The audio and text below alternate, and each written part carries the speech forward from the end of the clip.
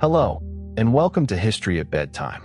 Along a ridge in northern China, where the mountains rise in broken folds above valleys that open toward the grasslands, a wall follows the spine of the earth. It does not run in a straight line. It climbs where the mountain climbs. It drops where the mountain drops. It turns sharply around stone shoulders and disappears into mist, then reappears on a distant crest, its watchtowers standing like old sentries whose orders have outlived the empire that gave them. In some places it is brick and stone, with battlements and paved walks wide enough for soldiers, horses, and carts. In others, farther west, older walls are only eroded earth, long ridges of packed soil barely distinguishable from the land itself. The famous wall that fills the modern imagination is only one face of a much longer story. A signal fire lit in one tower could be seen from the next. Smoke by day, flame by night. Messages carried by sight across distances that a rider would need hours or days to cross. A warning could move from a frontier ridge toward the capital faster than any single messenger could ride. That was the dream of the wall, not perfect defense, because no wall has ever made a civilization invulnerable, but warning, delay, control, confidence, and a visible line between worlds. To the north lay the steppe. To the south lay the fields. This contrast shaped Chinese history more deeply than any single emperor, any single battle, any single invention. North China was built around settled agriculture, villages, fields, irrigation, taxation, grain storage, written administration, and the possibility of large states that could command labor over huge territories. Beyond the frontier were peoples who lived in different ways, often mobile, often pastoral, often militarily dangerous because horses gave them speed that fields could not match. The wall was not simply stone against riders. It was the anxiety of a farming civilization made architectural. But China was never only the wall. It was river and field, ancestor and oracle bone, bronze and silk, palace and village, scholar and soldier, poet and peasant, dragon and emperor, family grave and examination hall, canal and caravan road, mountain monastery and crowded capital. Dynasties rose, claimed the mandate of heaven, ruled in splendor, weakened, collapsed, and were judged by the historians who came after them. The pattern repeated so often that it became one of the central rhythms of Chinese civilization. Order, decline, rebellion, renewal, another dynasty. Another claim that heaven had chosen a new house to govern the world under the sky. The dragon that flies through Chinese art is not the dragon of European nightmares. It does not sit on a horde and breathe fire over villages. It rises with cloud, rain, river, thunder, imperial power, and cosmic vitality. It is long, sinuous, antlered, scaled, alive with water and sky. It belongs to rain and fertility as much as to sovereignty. When Chinese emperors wrapped themselves in dragon imagery, they were not claiming to be monsters. They were claiming participation in a cosmic order that brought rain to fields and legitimacy to the throne. The dynasties were human attempts to hold that order. The wall was one of their visible edges. The story begins not at the wall, but with rivers. The Yellow River, the Huanghe, carries its color from the fine loess soil of northern China. Loess is soft, fertile, wind-blown earth, deep in places and easily worked, but also easily eroded. When it enters the river, it turns the water yellow-brown and heavy. For farmers, the land around the river could be generous. For rulers, it could be terrifying. The same river that nourished fields could flood catastrophically, changing course, breaking banks, drowning settlements, leaving behind both fertility and destruction. Chinese tradition remembered flood control as one of the first great tasks of civilization. To govern was, from the beginning, to manage water. The Yellow River Valley was not the only root of Chinese civilization. but it became the great symbolic heart of early China. Millet grew in the north. Rice flourished in the warmer, wetter south. Villages formed. Pottery traditions developed. Jade was carved. Ancestors were honored. Communities learned that survival required both labor and memory. Fields had to be worked, and the dead had to be kept within the moral life of the living. Ancient Chinese civilization did not appear fully formed. No civilization does. It accumulated itself slowly through farming, burial, craft, war, ritual, kinship, settlement, and the gradual strengthening of leaders who could command more people, more land, more bronze, more labor, and more memory than others. The later Chinese historical tradition spoke of very early sage kings, of the 3 sovereigns and 5 emperors, of culture heroes who taught people agriculture, marriage, writing, medicine, music, and governance. These figures stand partly in myth, partly in moral imagination. They show how deeply Chinese tradition connected political order with cultural invention. A true ruler did not merely dominate. He taught the world how to become human. One of those early figures was Yu the Great, remembered for controlling the floods. The old story says that Yu did not simply block the waters. Earlier efforts had failed because they tried to dam and resist. Yu succeeded by dredging channels and guiding the waters toward the sea. Whether or not the story preserves any specific historical memory, it expresses a powerful idea. Good rule works with the pattern of things. It understands terrain. It channels force rather than merely opposing it. The founder of a dynasty is therefore imagined not first as a conqueror, but as a master of water. The dynasty connected with Yu was the Xia. For a long time, modern scholars treated the Xia cautiously because later texts described it, but early written evidence was lacking. Archaeology at Erlitou, in Hunan, has revealed a complex Bronze Age culture dating to the early 2nd millennium BCE, with palatial buildings, elite burials, bronze production, and signs of political organization. Many Chinese scholars identify Erlitou with the Xia world, while others remain cautious. That uncertainty is useful.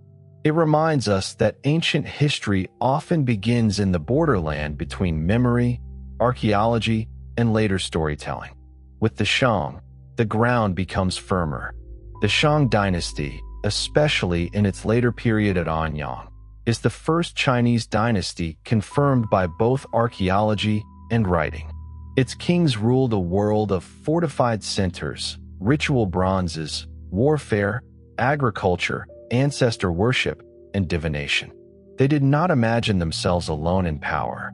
Their dead ancestors remained active, capable of influencing harvests, illness, weather, childbirth, victory, and royal fortune. The king's duty was to communicate with them, feed them ritually, honor them, question them, and interpret their will. This is where the oracle bones appear. A Shang diviner took the shoulder blade of an ox or the plastron of a turtle, prepared it carefully, drilled or carved hollows into it, applied heat until it cracked, and read the cracks as messages.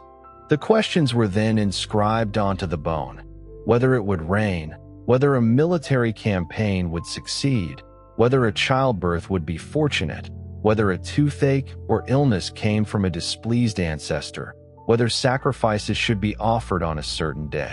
Sometimes the result was recorded. Sometimes later verification was added. The bone became a record of anxiety shaped by ritual. Those scratches are among the most moving things in world history, not because they are grand, but because they are specific. A king asks whether rain will come. A king asks whether his wife will give birth safely. A king asks whether hunting will be successful. A king asks whether an ancestor is angry. These are royal questions, but they are also human ones. Weather, food, war, pain, family, death, uncertainty. The earliest Chinese writing we can read is not an abstract proclamation of civilization. It is a record of people asking the unseen world what might happen next. The oracle bone script is already recognizably Chinese in the broadest sense.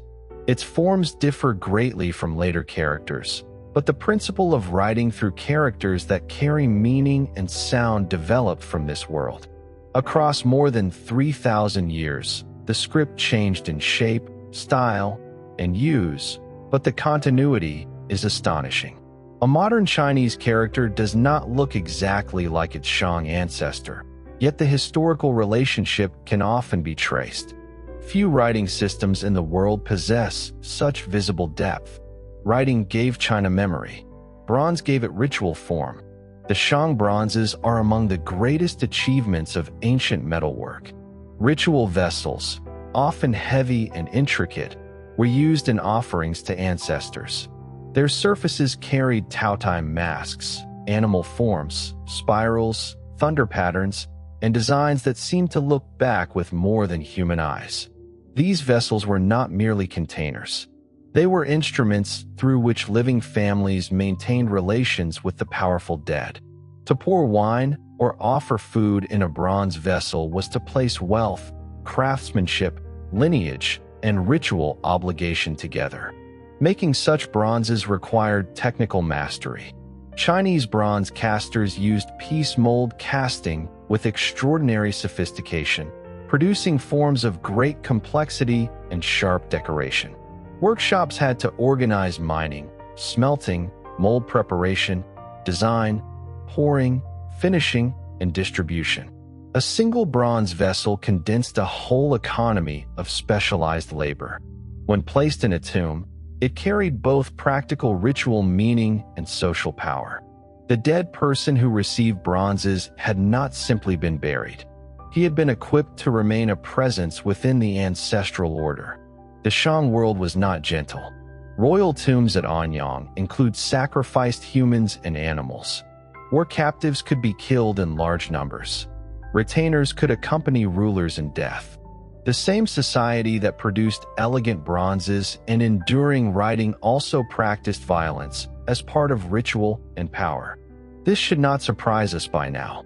Ancient civilizations are often combinations of beauty and brutality. The mistake is to simplify one side away.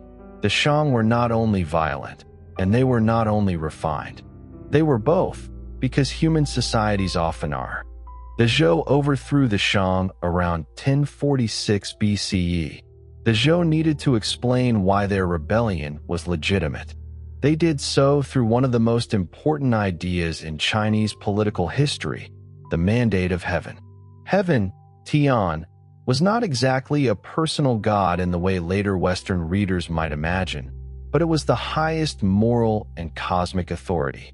The Zhou argued that heaven granted rule to a virtuous dynasty and withdrew it from a corrupt one.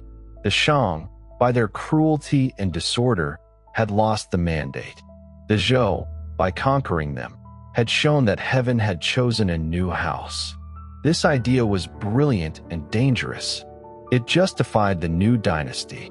It also created a permanent principle by which dynasties could later be judged. A ruler was not legitimate merely because he held power. He had to govern in a way that preserved order, prosperity, ritual correctness, and moral balance. Floods, famine, rebellion, invasion, corruption, and collapse could all be read as signs that the mandate had been lost. Successful rebellion could therefore become, after the fact, heaven's judgment. The mandate of heaven made Chinese political history moral. It did not make politics pure. Dynasties still fought, killed, lied, taxed, and suffered from ambition. But the language of legitimacy mattered. A new dynasty needed historians, rituals, genealogies, omens, and moral arguments. It needed to show that its victory was not merely force, but restoration. The fall of a dynasty was not only a military event. It was a cosmic verdict written into history. The Zhou ruled for centuries, but their power changed. Early Zhou kings distributed land and authority among relatives and allies in a system that later looked something like feudalism, though it was Chinese in its own form. Over time, regional lords grew stronger. The The royal house weakened.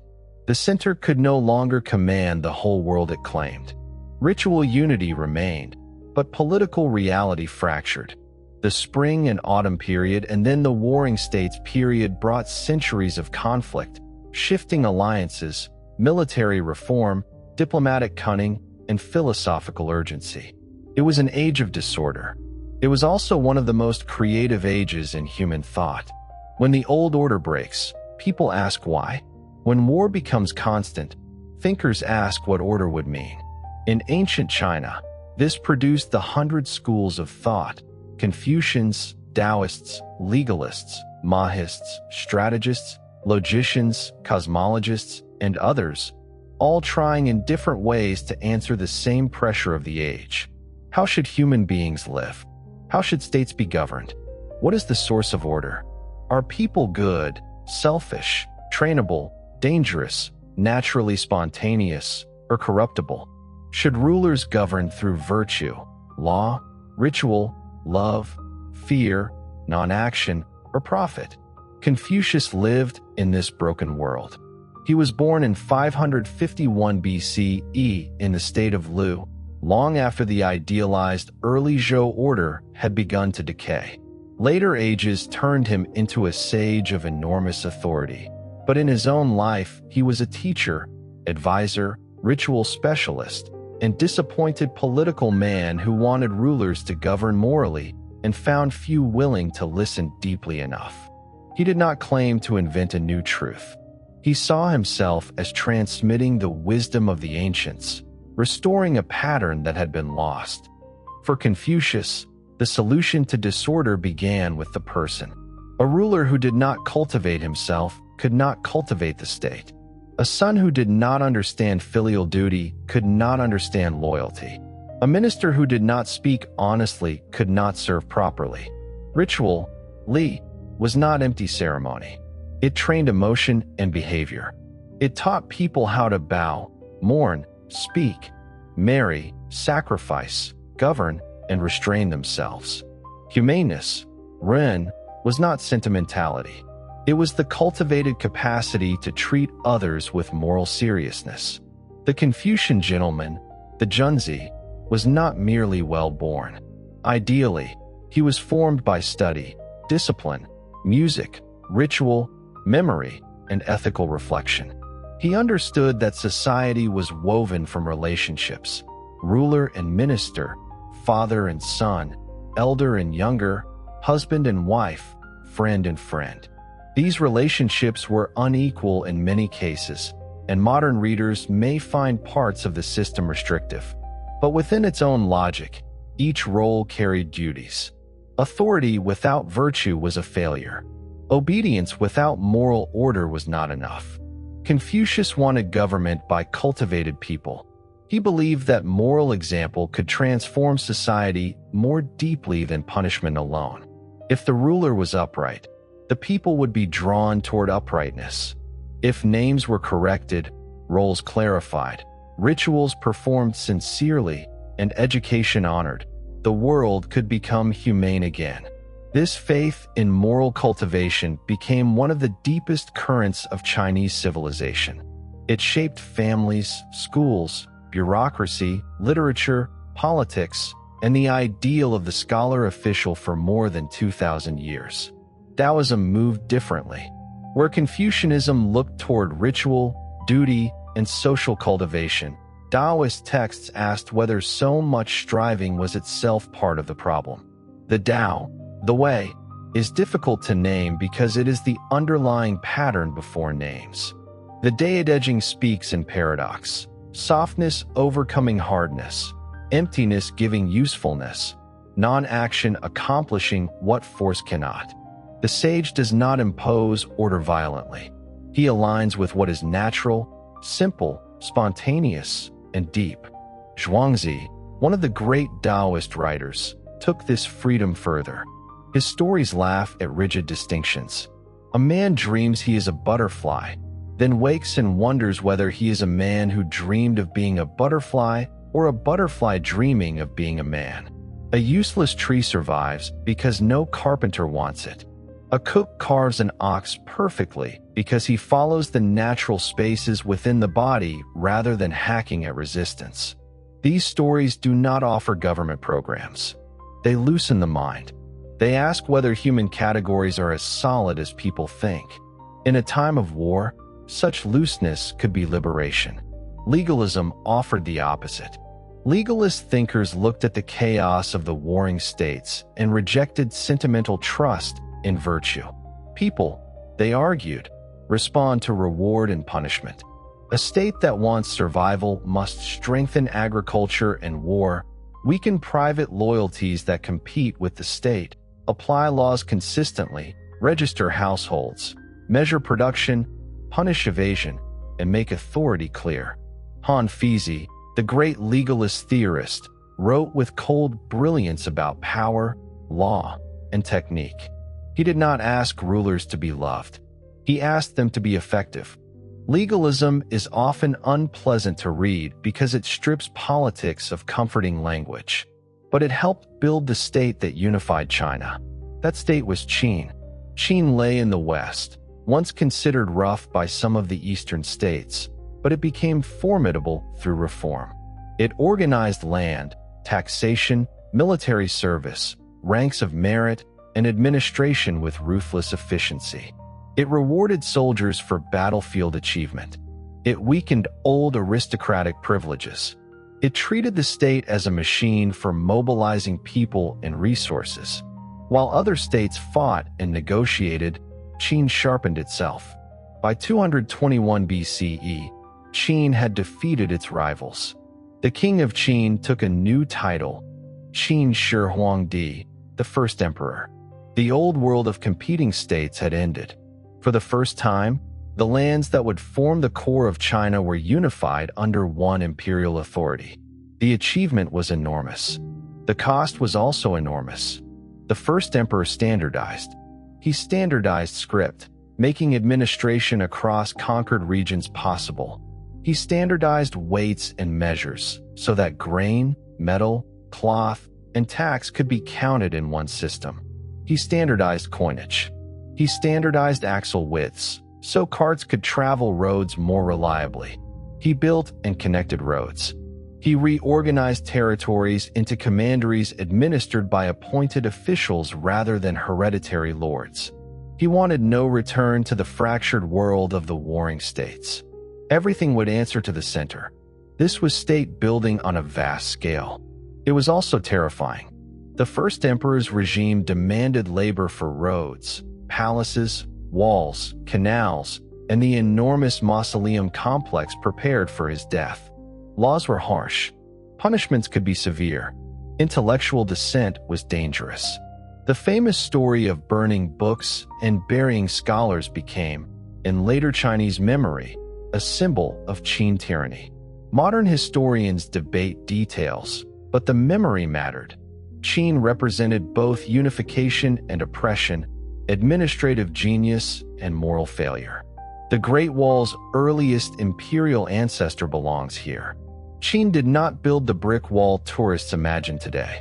Earlier states had built walls along frontiers, and Qin connected and extended northern defenses against nomadic threats. These walls were often rammed earth, made by pounding layers of soil, gravel, reeds, and other materials into compacted forms. They were built through immense labor in difficult landscapes. Men sent north to work on walls entered a world of cold, hunger, distance, discipline, and fear. The wall was not only an achievement. It was suffering stretched across geography. The first emperor wanted to rule forever. He did not.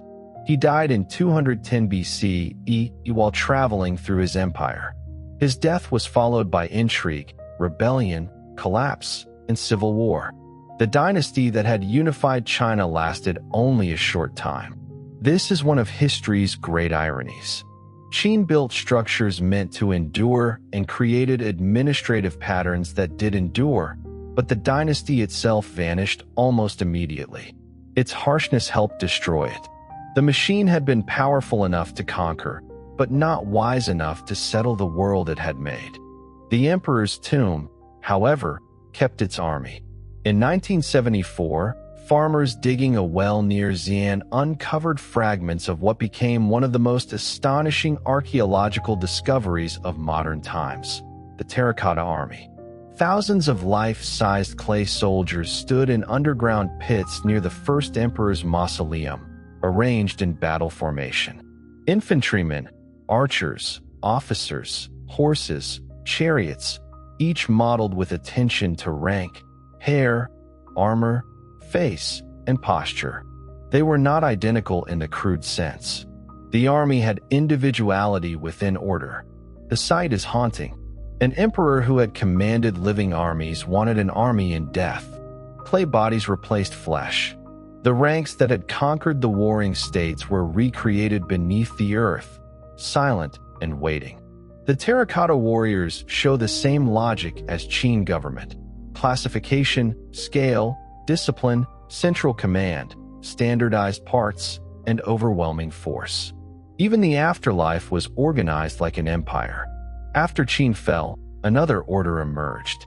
The Han dynasty began in 202 BCE and ruled, with interruption, for about 4 centuries.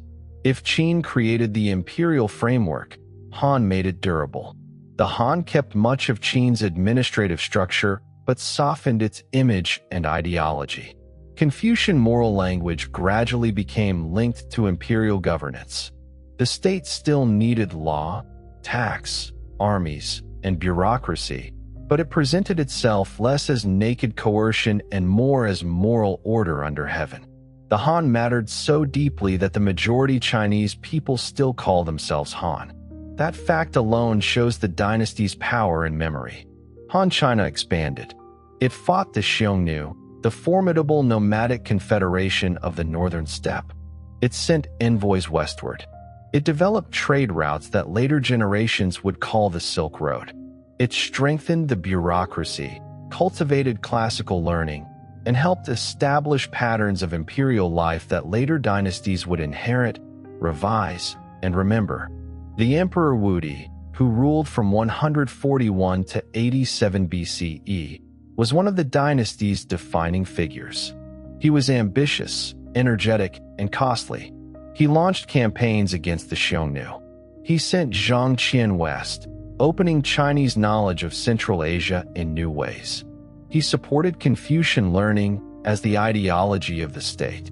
Under him, Han power reached outward more aggressively, while the state drew more deeply on resources at home. The Xiongnu problem was never simply military. It was ecological and strategic. Steppe nomads lived with horses, herds, mobility, and wide spaces. Chinese agricultural states depended on fields, villages, grain stores, walls, roads, and settled administration. A cavalry force could raid and retreat faster than a heavy agricultural empire could respond. Diplomacy might buy peace through gifts and marriage alliances. Campaigns might punish or divide nomadic confederations. Walls might slow movement or mark zones of control. But no solution was permanent because the frontier was not a line between still things. It was a living zone of trade, fear, exchange, raiding, diplomacy, and mutual dependence. Silk moved through that world. So did horses, jade, glass, spices, gold, stories, music, diseases, technologies, and religions. The Silk Road was not one road and not only silk. It was a network of routes across deserts, mountains, oasis towns, steppe corridors, and imperial boundaries. Chinese silk traveled west and became a luxury in distant lands. Powerful horses from Central Asia moved east and changed Chinese military possibilities. Merchants did not usually travel from China all the way to Rome. Goods passed through many hands, each exchange adding distance, price, and mystery. A piece of silk in the Mediterranean carried with it not direct knowledge of China, but the touch of a world made connected by desire. Paper appeared in the Han period and would eventually transform world history. At first, it was not instantly revolutionary. Bamboo strips and silk remained important writing surfaces. But paper's lightness, lower cost, and adaptability slowly changed administration, education, literature, religion, and memory. A bureaucracy depends on writing. A literary culture depends on copies. A state that records taxes, appointments, laws, edicts, and examinations needs surfaces on which words can travel. Paper made words more mobile. Other technologies developed across Chinese history with enormous consequences. Iron casting, agricultural tools, water-powered machinery, the compass, printing, gunpowder, porcelain. Not all belong to the same early period, and not all were immediately used in the ways later ages would use them. This matters. Inventions have biographies. A magnetic spoon used for divination is not yet a mariner's compass. Gunpowder used in ritual or fire arrows is not yet a modern weapon. Woodblock printing for Buddhist texts is not yet mass literacy in the modern sense. Technologies move through worlds of need, imagination, and opportunity. Buddhism entered China along routes of exchange. This was one of the great cultural transformations of Chinese history. Buddhism came from India with ideas that did not fit easily into early Chinese categories: monastic celibacy, karma, rebirth, liberation from suffering, scriptures in foreign languages, images of Buddhas and bodhisattvas, philosophical arguments about emptiness and mind. At first it seemed strange. Over centuries, it became Chinese. Translators searched for words. Monks built monasteries. Pilgrims traveled west. Artists carved cave temples. Families made offerings. Emperors supported and sometimes persecuted the religion. Chinese Buddhism became neither simply Indian nor simply native, but a creative synthesis. The fall of Han in 220 CE brought fragmentation. The Three Kingdoms period and the centuries that followed were violent and unstable, but not empty. Later literature turned the era into a world of strategy, loyalty, betrayal, and heroic memory. Romance of the Three Kingdoms, written much later, made figures such as Liu Bei, Cao Cao, Zhuge Liang, Guan Yu, and others into lasting cultural presences. This is one way history lives, not only as archive, but as story retold until it becomes part of a civilization's emotional vocabulary. Political fragmentation also allowed cultural movement. Buddhism grew. Northern and southern traditions developed differently. Non-Han peoples ruled parts of northern China and became part of Chinese history rather than mere interruptions of it. The idea of China was never as simple as a single unchanging ethnic or political form. It expanded, broke, absorbed, resisted, and reimagined itself. The Sui reunified China in 589 CE. The dynasty was short, like Qin, and similarly associated with grand projects, heavy labor, and rapid collapse. It built and expanded the Grand Canal system, linking north and south more effectively and allowing grain, officials, soldiers, and goods to move across the empire. The canal was as important to Chinese unity as walls and roads. If the wall marked a frontier, the canal stitched the interior. It connected ecological regions, the grain-rich south and the political north, the rice fields and the capitals, the economic body and administrative head. Then came Tang. The Tang dynasty, from 618 to 907, is remembered as one of China's golden ages. Its capital Chang'an was among the great cities of the world, planned on a vast grid, full of officials, monks, merchants, envoys, craftsmen, performers, soldiers, and foreigners from across Eurasia. Sogdian merchants, Persian refugees, Central Asian musicians, Buddhist monks, Japanese envoys, Korean students, and others moved through its streets. The empire looked outward with confidence. The Silk Road breathed through the capital. Tang China was not only powerful, it was brilliant. Poetry reached heights that later Chinese culture never stopped honoring. Li Bai wrote with celestial freedom, wine, moonlight, friendship, exile, and the vastness of landscape. Du Fu wrote with moral gravity, sorrow, history, family, war, duty, and compassion. Wang Wei turned mountains, silence, Buddhist feeling, and delicate perception into poems that seem almost empty until they open. Tang poetry became one of the treasures of world literature because it made brief forms carry immense wealth of mind. In China, poetry was not separate from government. The educated official was expected to write, read, remember, quote, compose, and judge. Calligraphy, poetry, moral cultivation, historical knowledge, and administrative ability belonged to one ideal of cultured service. This did not mean every official was wise or every poem sincere, but the ideal mattered. To govern well required more than force. It required participation in a tradition of texts, models, and disciplined expression. The examination system, which developed over centuries, became one of the most distinctive institutions in Chinese civilization. In its mature form, it allowed men, at least in theory, to rise through mastery of classical texts, essay writing, and literary skill. In practice, wealth, family, preparation, gender, and region shaped access heavily. Women were excluded from the official examination system. Poor families faced enormous obstacles. Yet compared with purely hereditary aristocracy, the examination ideal was powerful. It said that the state should be served by learned men selected through demonstrated mastery of a shared written tradition. This created a civilization of study.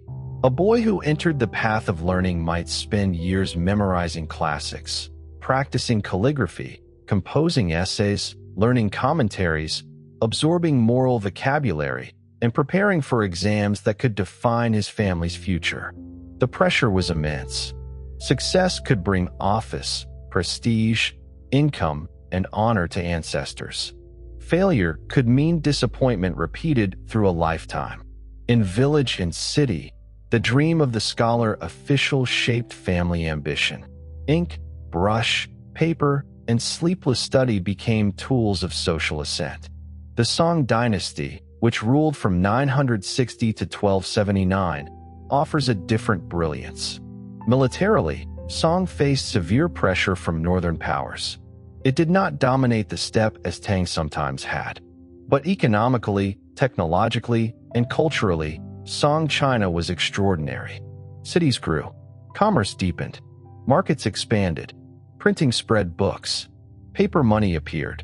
Porcelain reached astonishing refinement.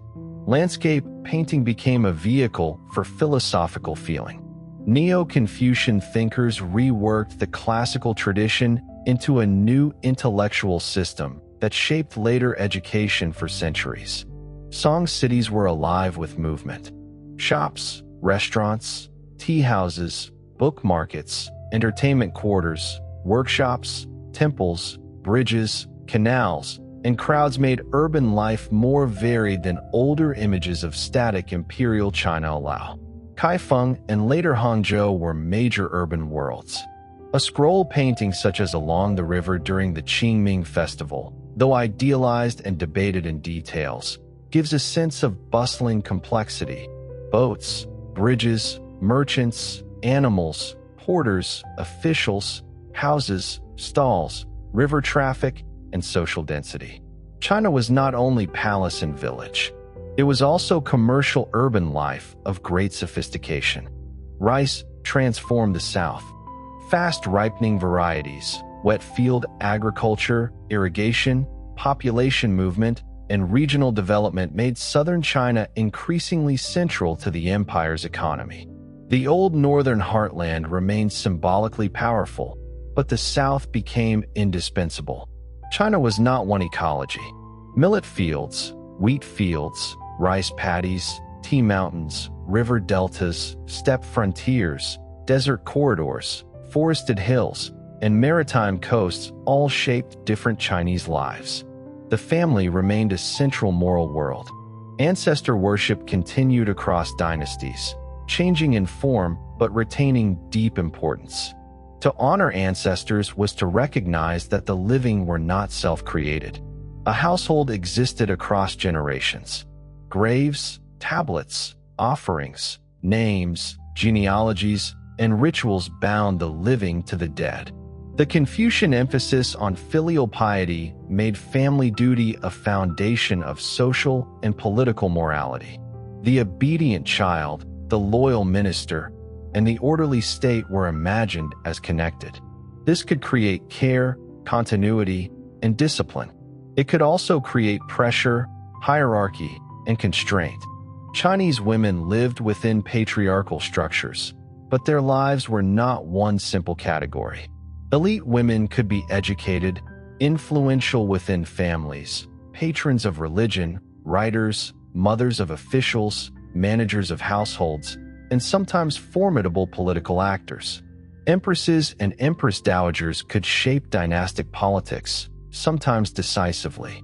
Wu Zetian, during the Tang era, became the only woman to rule China as emperor in her own name, a fact later historians struggled to interpret through moral suspicion and political discomfort. Ordinary women worked in fields, wove cloth, raised children, managed domestic economies, worshipped ancestors, participated in markets, and carried family continuity through daily labor. Silk belonged especially to women's labor. The silkworm feeds on mulberry leaves. Its cocoon is unwound into thread. That thread becomes one of the most desired materials in human history. Silk looks effortless when finished, but behind it are trees, worms, trays, heat, hands, timing, reeling, spinning, dyeing, weaving, storage, tax, tribute, trade, and skill. A bolt of silk could pay officials, reward allies, clothe elites, cross deserts, tempt merchants, and carry China's name into distant imaginations. Luxury begins in labor. Tea, too, became part of Chinese civilization, especially from Tang and Song onward. At first medicinal or regional, it grew into a daily habit, an art, a trade good, a social practice, and eventually a global commodity. Tea drinking could be simple or highly refined. It linked agriculture, taste, hospitality, scholarship, Buddhism, trade, and aesthetics. A cup of tea in a scholar's studio belonged to a different world from a frontier signal fire. Yet both were Chinese in different registers. One inward, cultivated, quiet. The other defensive, urgent, exposed to wind. The Mongol conquest changed everything. Genghis Khan and his successors built the largest contiguous land empire in history. Their armies moved with astonishing speed and discipline across Eurasia. Northern China fell first. Southern Song resisted long and bitterly, but in 1279 Kublai Khan completed the conquest and founded the Yuan dynasty. For the first time, all China was ruled by a non-Han dynasty embedded within a much wider Mongol imperial world. The Yuan period connected China to Eurasia in new ways. Merchants, envoys, artisans, soldiers, administrators, and travelers moved across Mongol-controlled routes with unusual freedom by medieval standards. Marco Polo's account, whatever its complications, reflects European fascination with the wealth and organization of Kublai Khan's realm. The Yuan court ruled through Chinese institutions while preserving Mongol privilege. Chinese literati often experienced the period as humiliation and displacement, but cultural life did not stop. Drama, painting, religion, and exchange continued in new forms. The Ming dynasty expelled the Mongols in 1368. Ming rulers sought to restore Han Chinese rule, rebuild institutions, defend the frontiers, and project imperial power. Early Ming emperors were energetic and often harsh. The Yongle Emperor moved the capital to Beijing, sponsored the Great Encyclopedia, rebuilt the imperial center, and sent Zheng He's fleets across the Indian Ocean. Those voyages carried Chinese ships to Southeast Asia, India, Arabia, and East Africa, displaying Ming power through diplomacy, gifts, trade, and presence rather than conquest in the Roman sense. Yet the north remained a worry. Mongol successor powers did not vanish. The steppe remained open, mobile, and dangerous. Ming China invested heavily in frontier defense. This is the dynasty that built the most famous sections of the Great Wall: brick and stone walls over mountain ridges north of Beijing, fortified passes, watchtowers, garrisons, signal systems, barracks, storehouses, and administrative networks. Earlier walls had existed for centuries, but the wall of modern imagination is largely Ming. A Ming wall was not only a line, it was a system. Walls connected towers. Towers connected signals. Signals connected garrisons. Garrisons connected command structures. Passes controlled movement. Markets sometimes opened for trade with nomads.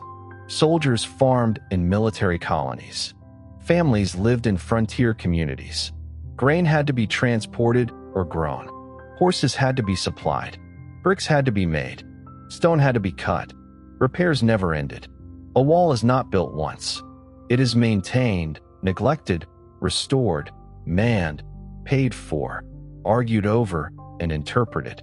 The wall could not solve the frontier completely. No wall can. A determined enemy could find gates, bribe commanders, exploit politics, raid elsewhere, or wait for internal weakness. The Manchus, who eventually overthrew the Ming and founded the Qin dynasty in 1644, entered through the Shanhai Pass after a Ming general opened the gate amid crisis. This does not make the wall meaningless. Military structures do not need to be perfect to matter. The wall delayed, channeled, signaled, symbolized, taxed, organized, and reassured. Its failure to make China invulnerable is not proof that it had no function. It is proof that history is more complicated than architecture. As symbol, the wall became immense. It marked distinction, agricultural and pastoral, settled and mobile, taxed and untaxed, inside and outside, Chinese and non-Chinese, order and danger, at least as Chinese states often imagined it. In reality, the frontier was full of exchange. Chinese goods moved north, horses and livestock moved south. People crossed, married, traded, defected, raided, negotiated, and served. The line between China and not China was never as clean as ideology wanted. But symbols simplify. That is part of their power. The idea of Zhonghua, the central states or middle kingdom, developed across time. It did not always mean the same thing as the modern nation. Early on, it referred to the central states of the Zhou cultural world in contrast to surrounding peoples. Later, it became linked to the imperial civilization that saw itself as the center of civilized order under heaven. This worldview could be confident, elegant, and deeply productive. It could also be arrogant, dismissive of outsiders, and blind to the strength of those beyond the frontier. Like all civilizational self-images, it both illuminated and distorted. China's continuity is real. It should not be exaggerated into changelessness. The script changed. Languages changed. Capitals moved. Dynasties rose from different regions and peoples. Buddhism arrived from India and became Chinese. Steppe conquerors ruled China and became part of Chinese history. Technologies transformed daily life. The South grew in importance. Examination culture changed. Confucianism was reinterpreted. The empire expanded and contracted. The meaning of China itself evolved. To call Chinese civilization continuous is not to say it was static. A river can be continuous while every drop of water moves. This is one of the deepest lessons of ancient China. Continuity and change are not enemies. A Shang diviner, a Han official, a Tang poet, a Song merchant, a Ming soldier on the wall, and a Qing scholar would not have lived in the same world. Their clothes, speech, tools, political assumptions, religious surroundings, and daily routines would differ enormously. Yet certain threads would be recognizable: reverence for writing, concern with ancestors, the moral language of order, the prestige of classical learning, the importance of bureaucracy, the tension between center and frontier, the dream of harmony under heaven. The dragon flies through those threads. In a drought-stricken village, people might pray for rain. In an imperial palace, dragon imagery expressed cosmic sovereignty. On robes, screens, ceramics, roof tiles, and festival objects, dragons moved between art and power. The dragon belonged to clouds and water because rule itself was imagined as connected to the fertility of the realm. A ruler who failed to bring order could not command heaven forever. A dynasty that lost the mandate would fall, and historians would later read its disasters as signs that heaven had already turned away. Dynastic history became moral pattern. The founding emperor is vigorous. He defeats disorder, restores unity, reduces chaos, claims heaven's favor. His successors inherit order. Over generations, wealth grows, corruption spreads, court factions form, eunuchs or relatives gain influence, taxes become heavy, frontier pressures increase, floods or droughts strike, peasants rebel, armies fracture, legitimacy weakens. Then a new force rises, claiming to restore what the old dynasty has lost. The cycle is too neat if taken mechanically, but as historical imagination, it shaped how Chinese people understood power. It also shaped how they wrote history. Chinese historiography became one of the great achievements of the civilization. Sima Qian, the Han historian who wrote the records of the Grand Historian, created a model of historical writing that combined annals, biographies, tables, treatises, and moral judgment.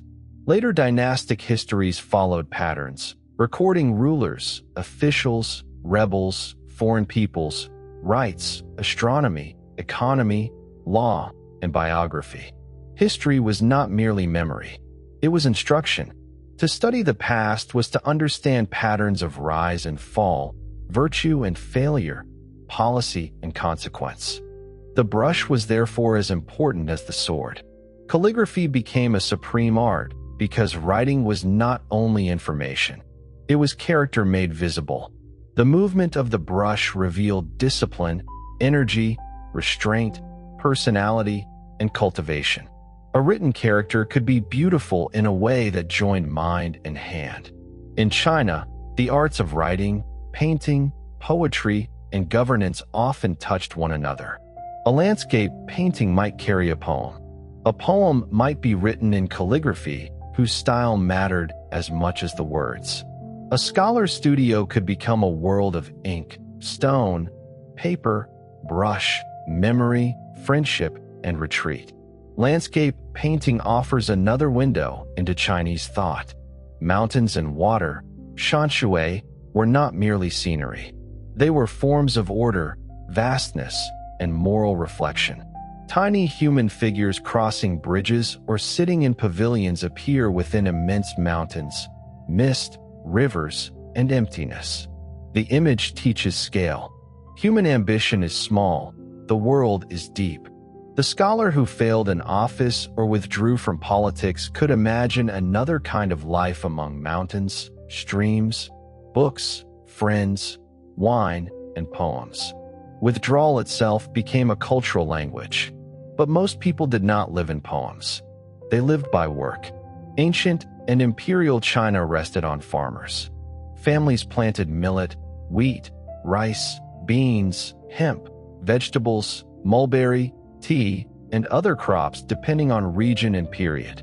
They repaired dikes, paid taxes, owed labor, raised children, honored ancestors, endured floods, droughts, locusts, officials, soldiers, landlords, and debt. A dynasty's grandeur depended on harvests.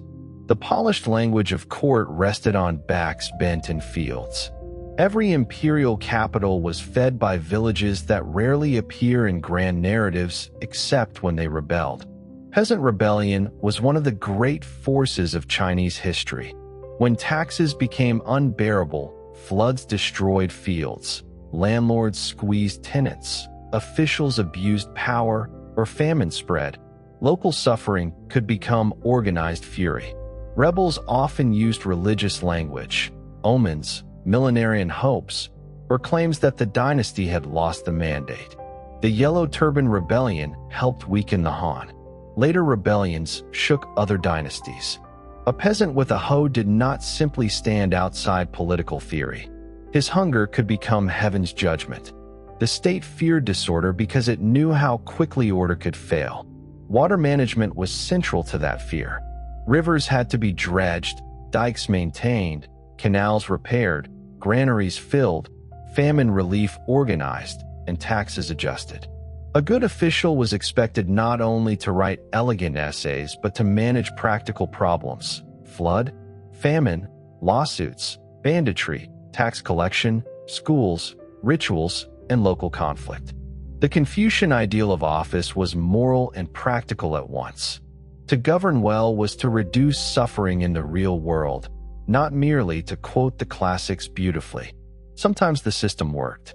Sometimes it failed. That tension gives Chinese history its human depth.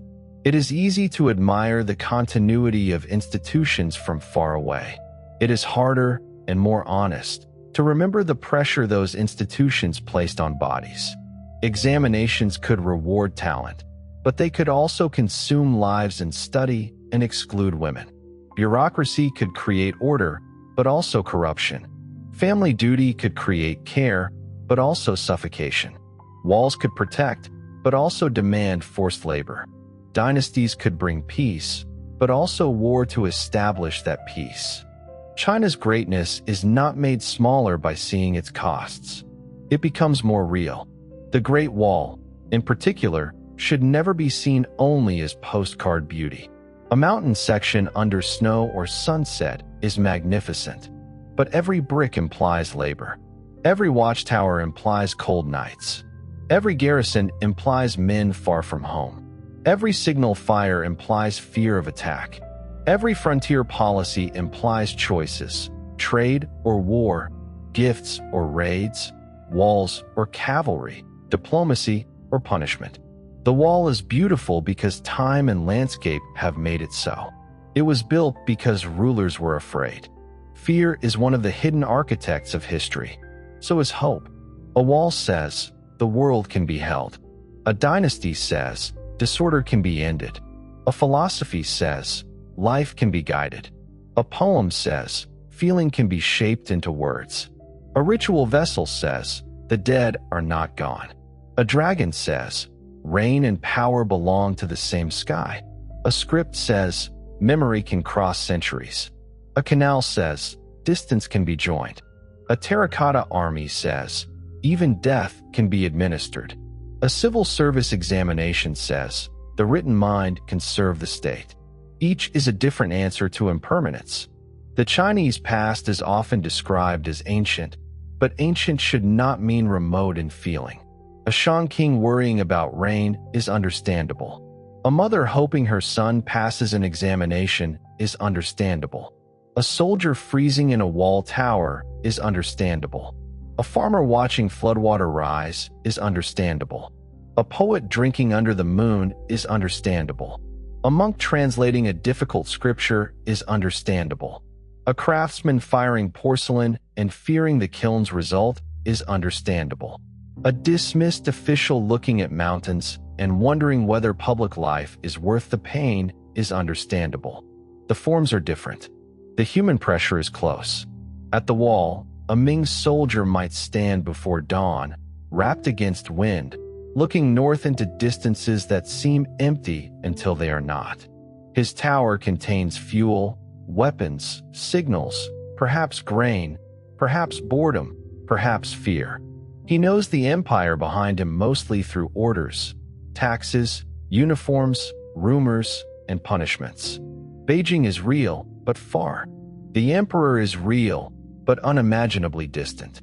The mountains are immediate. So are hunger, cold, comrades, smoke, and the possibility of riders appearing from the steppe. In a southern village, at the same hour, a farmer steps into wet rice fields. His concerns are water level, seedlings, family, rent, tools, insects, weather, and the mood of local officials. He may never see the Great Wall.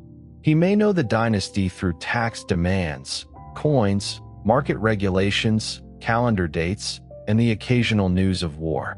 For him, China is not an abstraction. It is the shape of obligations around his life. In a scholar's room, a young man bends over a text by lamplight. The brush must move correctly. The quotation must be exact. The argument must be elegant. His family's hopes press on his shoulders. Ancestors, parents, teachers, and future children seem to watch his page. Success could transform the household. Failure could mean years more study, debt, shame, or a smaller life than he has been taught to imagine. Civilizations of writing create dreams made of ink, but ink can be heavy. In a temple, incense rises before images shaped by Taoist, Buddhist, and local traditions. A person prays for health, a safe birth, rain, exam success, protection in travel, relief from ghosts, or peace for the dead. Official ideology may speak in one language, popular religion in many others. Chinese life has always included layers: state ritual, ancestor worship, local gods, Buddhist compassion, Taoist immortals, geomancy, festivals, household offerings, and practical petitions. The sacred world was not one simple system. It was a crowded field of powers. Dragons moved through that field. They rose in clouds, coiled around pillars, guarded roofs, danced in festivals, marked imperial robes, and lived in stories of rivers, seas, and rain. The dragon could be playful, terrifying, auspicious, cosmic, bureaucratic, local, imperial, watery, celestial. It belonged to the same civilization that made lists and laws, but it reminds us that China was never merely bureaucratic. It was also mythic, poetic, ritual, and alive with unseen forces. The Great Wall and the dragon seem opposite. One is stone and earth, defensive, heavy, fixed to mountains. The other is moving cloud, rain, power, and transformation. Together they say something about China. The wall says that order needs boundaries. The dragon says that order needs flow. A dynasty needs both. It must defend, measure, tax, right, punish, and build. It must also bring reign, legitimacy, imagination, beauty, and meaning. When a dynasty becomes only wall, it hardens and cracks. When it becomes only dragon, it floats away from administration. The strongest Chinese governments tried, imperfectly, to join both practical control and cosmic authority. This is why the emperor was the son of heaven. He was not a god in every sense, but he occupied a position between heaven and earth. He performed rituals for the cosmic order, especially at sites such as the Temple of Heaven in later imperial Beijing. His virtue mattered because the empire was imagined as moral space. Drought, flood, eclipse, earthquake, rebellion, and famine could all be read as warnings. The emperor's body and conduct were symbolically connected to the realm. The palace was not just a residence. It was the ritual center of an ordered world. Yet emperors were men. Some were children. Some were brilliant. Some were cruel. Some were lazy. Some were dominated by relatives, eunuchs, generals, ministers, or fear. Some read documents late into the night. Some hunted, drank, wrote poetry, ignored warnings, trusted bad advisors, or tried desperately to reform systems too large to move. The office was cosmic. The person was human. This gap between role and body is one of the permanent dramas of monarchy. Chinese political thought never stopped wrestling with that gap. Confucians urged virtue and remonstrance. Ministers were supposed to correct rulers, though doing so could be dangerous. Legalists emphasized institutions that did not depend on goodness. Daoists warned against overreaching action. Buddhists offered other ways to think about suffering and impermanence. Historians judged. Rebels claimed heaven had shifted. The empire was therefore not an unthinking machine. It was an argument, carried through memorials, edicts, poems, commentaries, rebellions, reforms, and histories. The Great Wall stands at the edge of that argument. Was it wise defense or expensive illusion? A necessary shield or a symbol of fear? A military system or a monument to separation? The answer changes by dynasty, section, moment, and observer. Some walls mattered tactically. Some were abandoned. Some marked control more than protection. Some supported trade and taxation. Some failed at the decisive moment. But the image endured because it gives visible shape to a question every civilization asks. Where does our world end? And what do we owe or fear beyond it? The Silk Road asks the opposite question. Where the wall marks boundary, the road marks connection. China was never only closed behind walls. It traded, imported, exported, translated, adapted, fought, married, and learned.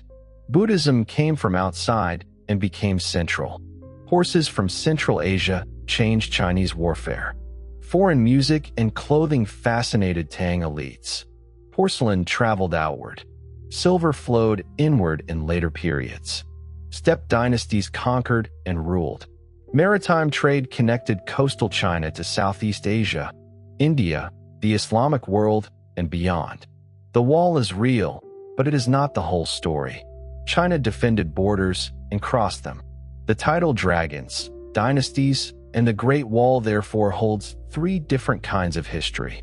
Dragons are symbolic history, the imagination of power, reign, legitimacy, and cosmic life. Dynasties are political history, rise, rule, reform, corruption, collapse, renewal. The Great Wall is material history, labor, fear, engineering, frontier, and memory made visible in earth and stone. Ancient China needs all three. Without dragons, it becomes only administration. Without dynasties, it loses its rhythm of time. Without the wall, it loses the hard edge where geography, war, and identity meet. But there is a fourth element underneath all three. Writing. Characters connect oracle bones to bronze inscriptions, bamboo books, silk manuscripts, paper scrolls, printed pages, examination essays, poems, memorials, laws, histories, letters, contracts, and modern signs. Spoken languages changed enormously, political borders shifted, dynasties came and went. Writing gave the civilization a visible thread, not an unbroken simplicity, but a durable habit of memory. To write was to place the moment into a lineage of signs. The Shang king asked the bone about rain. The Zhou king invoked heaven. The Confucian student copied the classics. The Qin official standardized characters. The Han historian wrote biographies. The Tang poet brushed moonlight into verse. The Song printer carved blocks. The Ming soldier's command used written orders. The modern reader can still follow parts of that path. This continuity is astonishing. It is also easy to romanticize. Many people were illiterate. Writing served power as well as wisdom. Official histories could justify victors and condemn losers. Standardization could erase local forms. Examinations could narrow thought. But even with these limits, the written tradition gave China unusual civilizational depth. It allowed argument across centuries. It allowed later people to speak with earlier people, to correct them, imitate them, rebel against them, and claim them. A civilization this old is not one story. It is a library. Some shelves are royal. Some are military. Some are philosophical. Some are poetic. Some are technical. Some are religious. Some are administrative.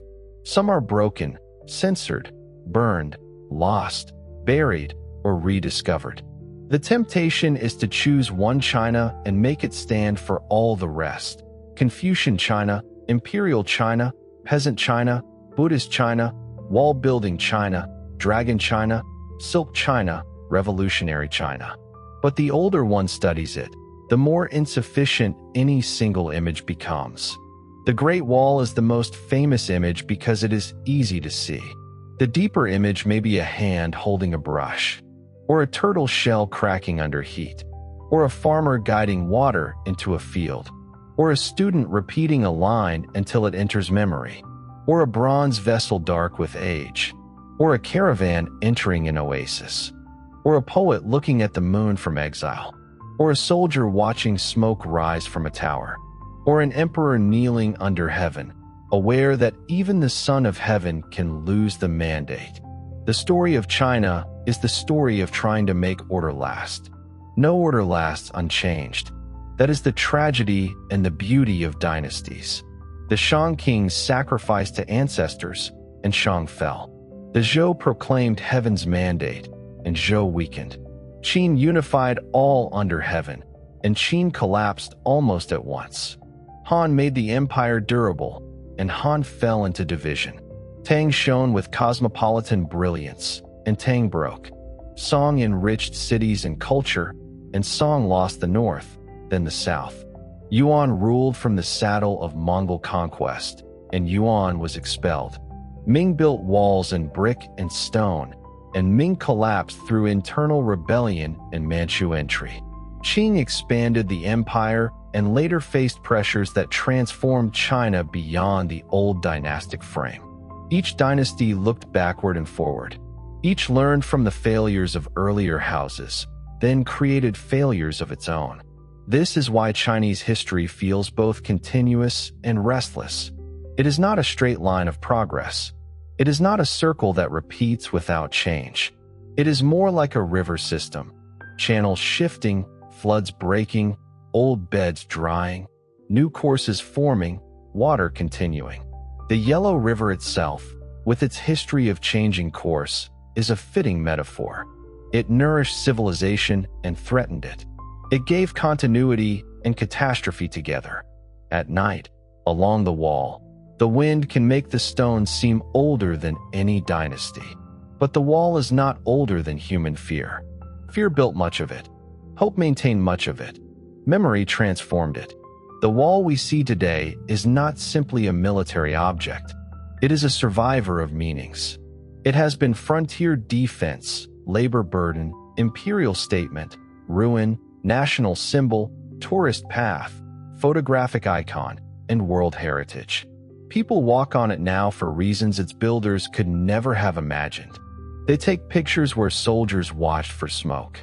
They admire views where officials counted threats. They call it ancient even when the section beneath their feet is largely Ming. They feel continuity because stone and mountain collaborate to make time visible. The wall does not tell the whole truth about China.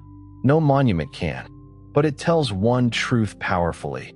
This civilization thought in large scales. Large time, large labor, large administration, large moral ideas, large landscapes, large anxieties, large ambitions. From oracle bones to imperial histories, from the Grand Canal to the Great Wall, from examination halls to capital cities, China repeatedly attempted to organize the human world into durable patterns. The patterns did not always hold. Still, the attempt itself shaped history. To feel that attempt more closely, imagine a morning not in a palace, but in a village somewhere in the long history of the empire. The household wakes before the day is fully warm. Smoke begins to rise from a cooking fire. A woman checks grain, water, tools, and children. A man looks toward the fields and judges the weather by habit more than by formal thought. An older person remembers when the river rose too high, or when soldiers came through, or when the tax collector measured more harshly than expected. A child repeats characters scratched on a board, perhaps with the faint hope that learning might lift him one day beyond the village. Chickens move in dust. A pig roots near a wall. Mulberry leaves are gathered for silkworms in a region where silk is part of household labor. In the south, water shines in paddies. In the north, dry fields wait for rain. The empire is present in that morning, though no emperor is visible. It is present in the calendar that names the day. It is present in the taxes owed after harvest. It is present in the official seals that validate documents. It is present in the road by which grain may be transported, in the law that defines punishment, in the ritual texts that shape mourning, in the market weights used to measure goods, in the coin or paper note that changes hands, in the expectation that sons honor parents, and in the distant possibility that a talented boy might pass examinations and enter official life. The empire is not only banners, palaces, and armies. It is also the invisible structure around ordinary actions. In such a household, ancestor tablets or memories may occupy a sacred place. The dead are not absent in the way modern secular imagination often assumes. They remain part of the family field of obligation. They are honored at festivals, invoked in rituals, remembered through names and genealogies, fed through offerings, and imagined as capable of blessing or displeasure. The family line runs backward and forward. A person is not merely an individual life between birth and death. He or she is a node in a chain. To fail the family is therefore to fail more than oneself. This gave Chinese society strength. It also gave it weight. The pressure of family expectation could be immense. A son might bear hopes that belong to grandparents, parents, siblings, and unborn descendants. A daughter might carry obligations shaped by marriage alliances, household work, obedience, and fertility. A widow might be praised for chastity or pressured into ideals of sacrifice that later ages treated as moral perfection. The same cultural system that cherished continuity could also bind individuals tightly. Ancient China, like every long civilization, produced both beauty and pain through its values. The village was not cut off from the market. Peasants sold surplus when they had it. They bought salt, tools, cloth, oil, paper, incense, needles, ceramics, and small luxuries when possible. Traveling peddlers brought news as well as goods. Markets were places of bargaining, gossip, marriage arrangements, debt, entertainment, government notices, and rumor. A tax change, a flood upstream, a bandit problem, a military campaign, or a court scandal could move through market talk long before formal understanding arrived. In a large empire, information had many speeds. Officials feared rumor because rumor could become rebellion. They also depended on local knowledge because the center could not see everything. A county magistrate, sent to govern a district far from his home region, entered a world of local families, lineages, temples, customs, disputes, and hidden relationships. In Confucian ideal, he was a father-mother official, caring for the people as a parent cares for children. In reality, he was overworked, watched, judged, dependent on clerks, vulnerable to corruption, and often unfamiliar with the place he governed. His ability to apply imperial law depended on local intermediaries who knew the people better than he did. This gap between central ideal and local reality is one of the permanent features of Chinese history. The emperor might command from the capital, but the empire lived through provinces, prefectures, counties, villages, households, temples, markets, armies, and lineages. Documents moved upward, orders moved downward. But between order and action stood distance, weather, personality, local resistance, misunderstanding, and time. Chinese bureaucracy was remarkable, but it was still human. A report could be false. A number could be adjusted. A famine could be hidden too long. A harsh official could provoke unrest. A wise official could save lives. The best official in Chinese moral imagination was not merely efficient. He was just. He listened to grievances. He reduced burdens where possible. He honored ritual. He kept records accurately. He resisted powerful local families when they oppressed the weak. He understood that law without humaneness could become cruelty, while sympathy without order could become weakness. Stories of upright magistrates became part of popular culture because people wanted to believe justice could appear in official form. The corrupt official became equally familiar, a figure of anger, satire, and fear. The scholar official ideal therefore carried emotional force. It promised that learning could become governance and governance could become moral action. A poem written by an official in exile, a memorial criticizing a ruler, a judgment in a local dispute, an essay on policy, a calligraphic inscription on a mountain pavilion, all could belong to one life of cultivated service. This ideal was never perfectly realized, but ideals matter because people measure failure against them. A corrupt official is more shameful in a culture that claims officials should be moral men. Education made this world possible. In a small school, boys might chant characters until sound and memory fused. They learned texts before they fully understood them. The body memorized first, the mind opened later. Brush practice trained patience. Classical language created distance from everyday speech. The student's world filled with models. Ancient sages, loyal ministers, filial sons, righteous widows, virtuous rulers, disastrous tyrants. Education was not merely information. It was formation of a person able to stand inside a moral tradition. But education could also narrow. A young man could spend years learning how to write in forms valued by examiners while neglecting practical knowledge. Families could invest everything in one son and be ruined by failure. Talented people outside the approved tradition could remain invisible. Women, with rare exceptions, were barred from the official path no matter how intelligent.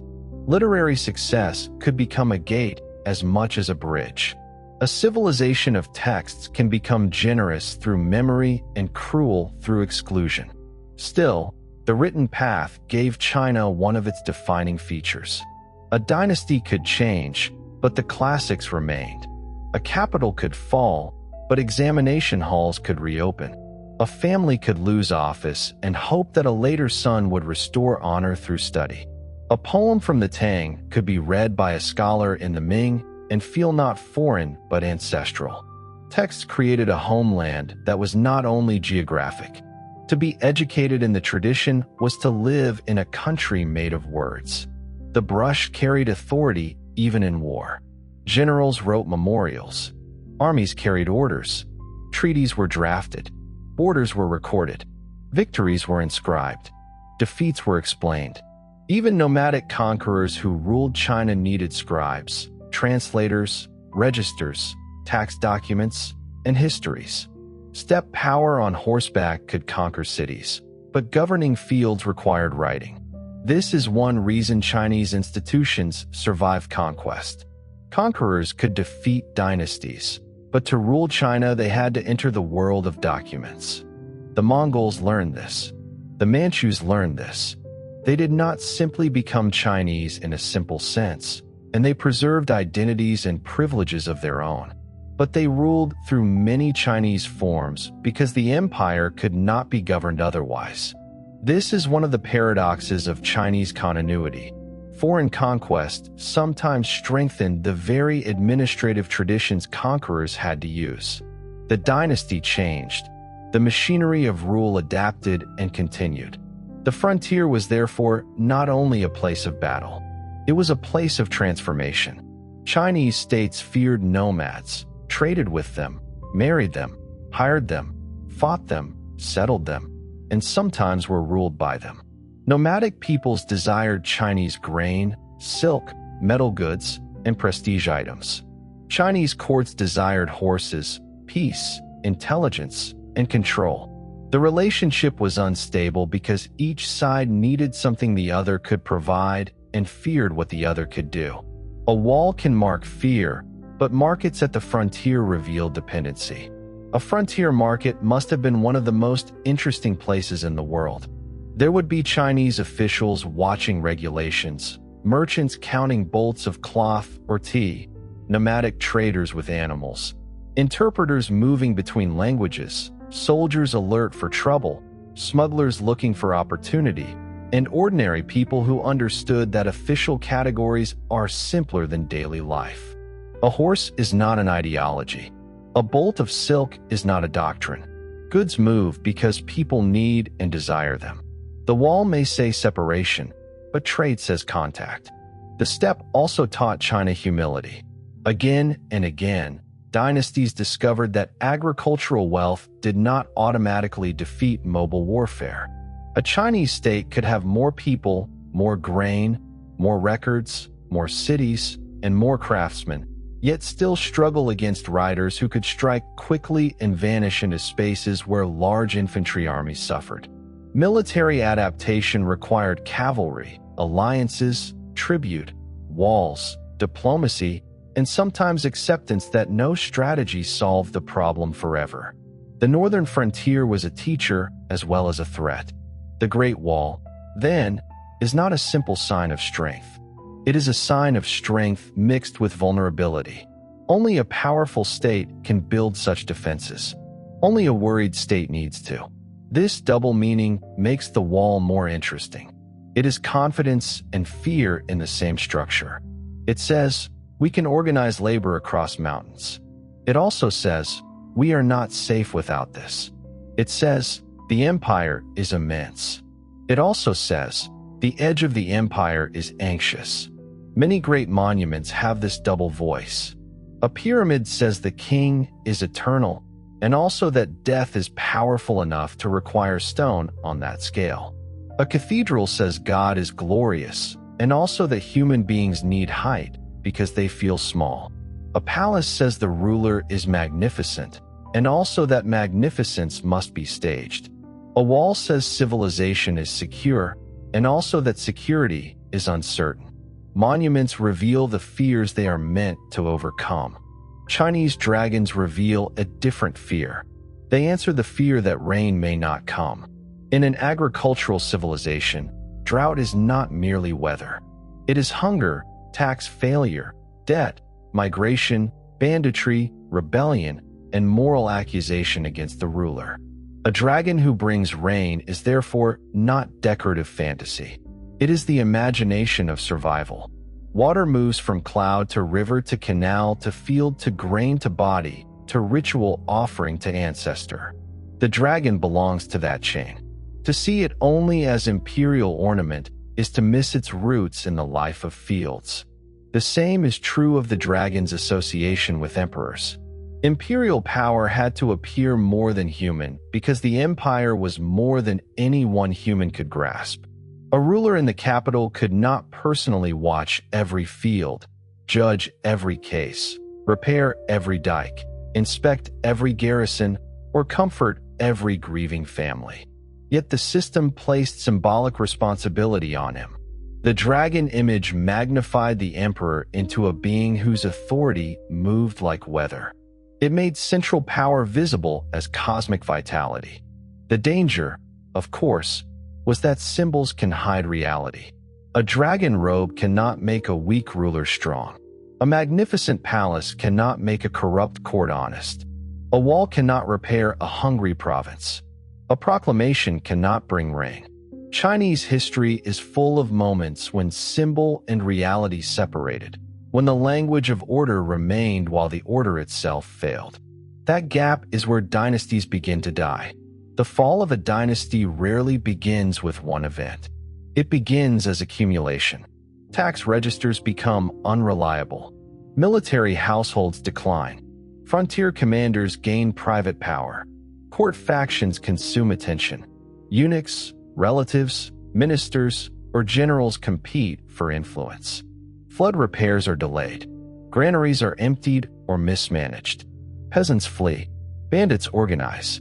Rebel leaders claim justice. Local officials conceal bad news.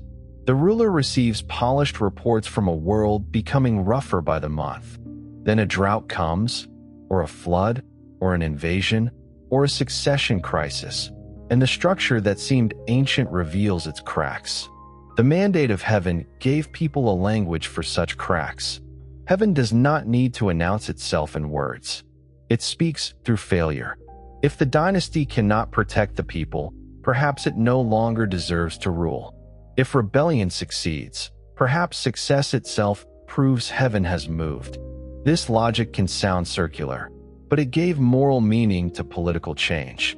It prevented legitimacy from being purely hereditary. It also allowed winners to write defeat as destiny. Chinese historians were deeply aware of this problem. They wrote under dynasties that had reasons to justify themselves. Yet the best historical writing often preserved complexity.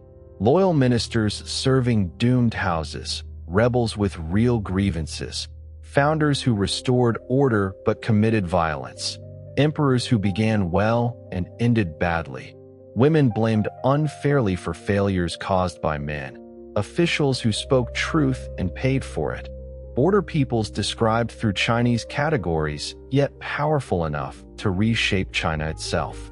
The tradition moralized history, but it also saved immense detail. Detail is what brings the past close.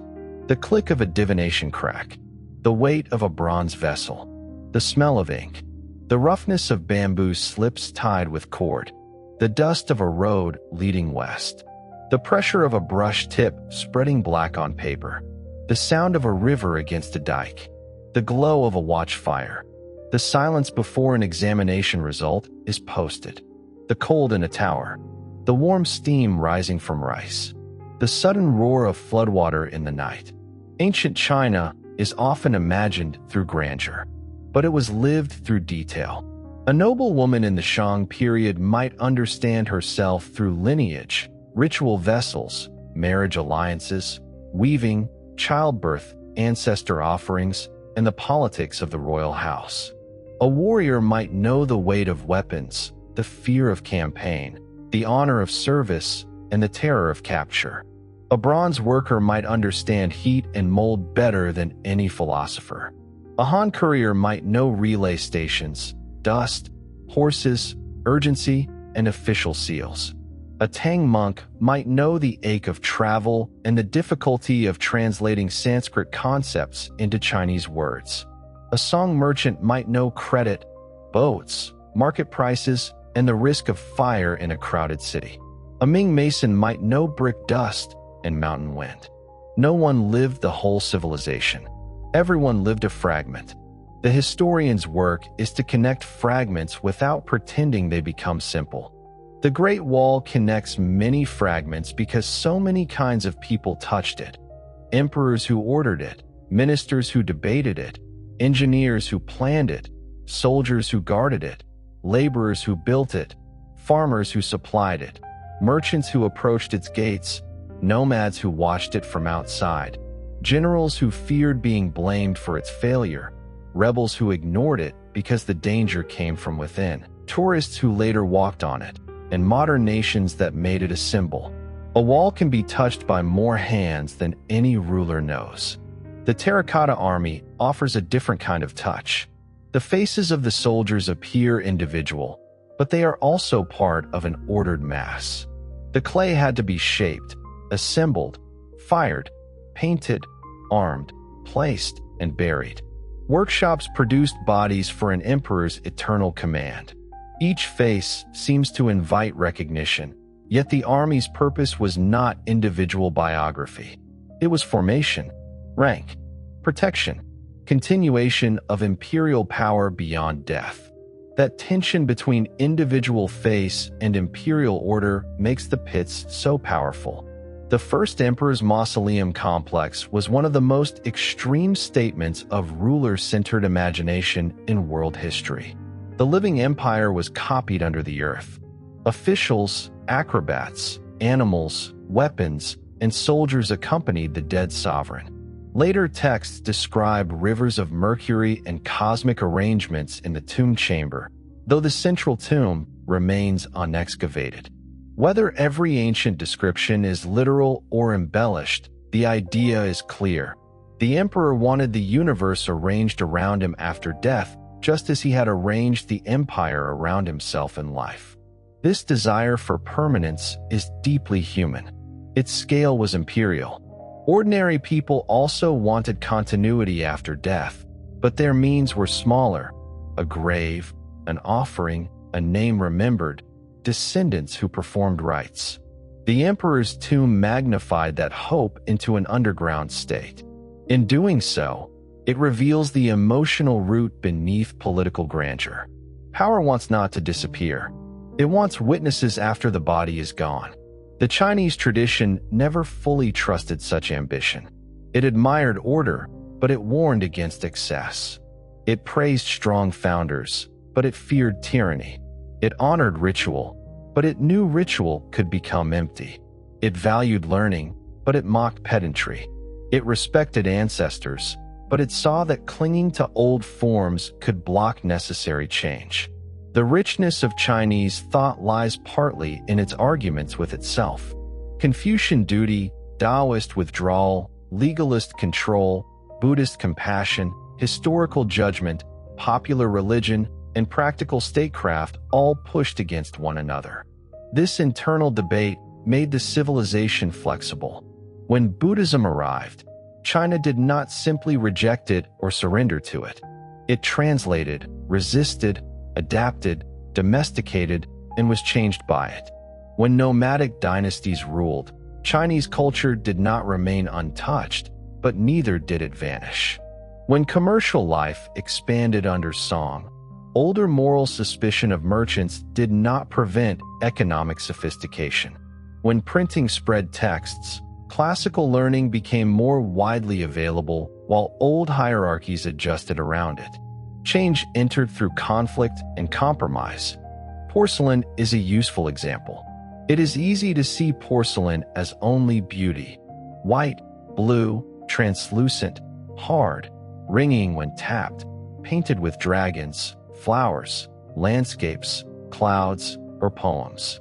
But porcelain required kilns, clay knowledge, temperature control, transport, markets, imperial taste, export demand, and generations of experimentation. A bowl can hold technical history in its thin wall.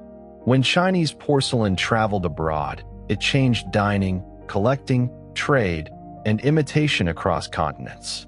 A fragile object became a force in global desire. Printing did something similar for words.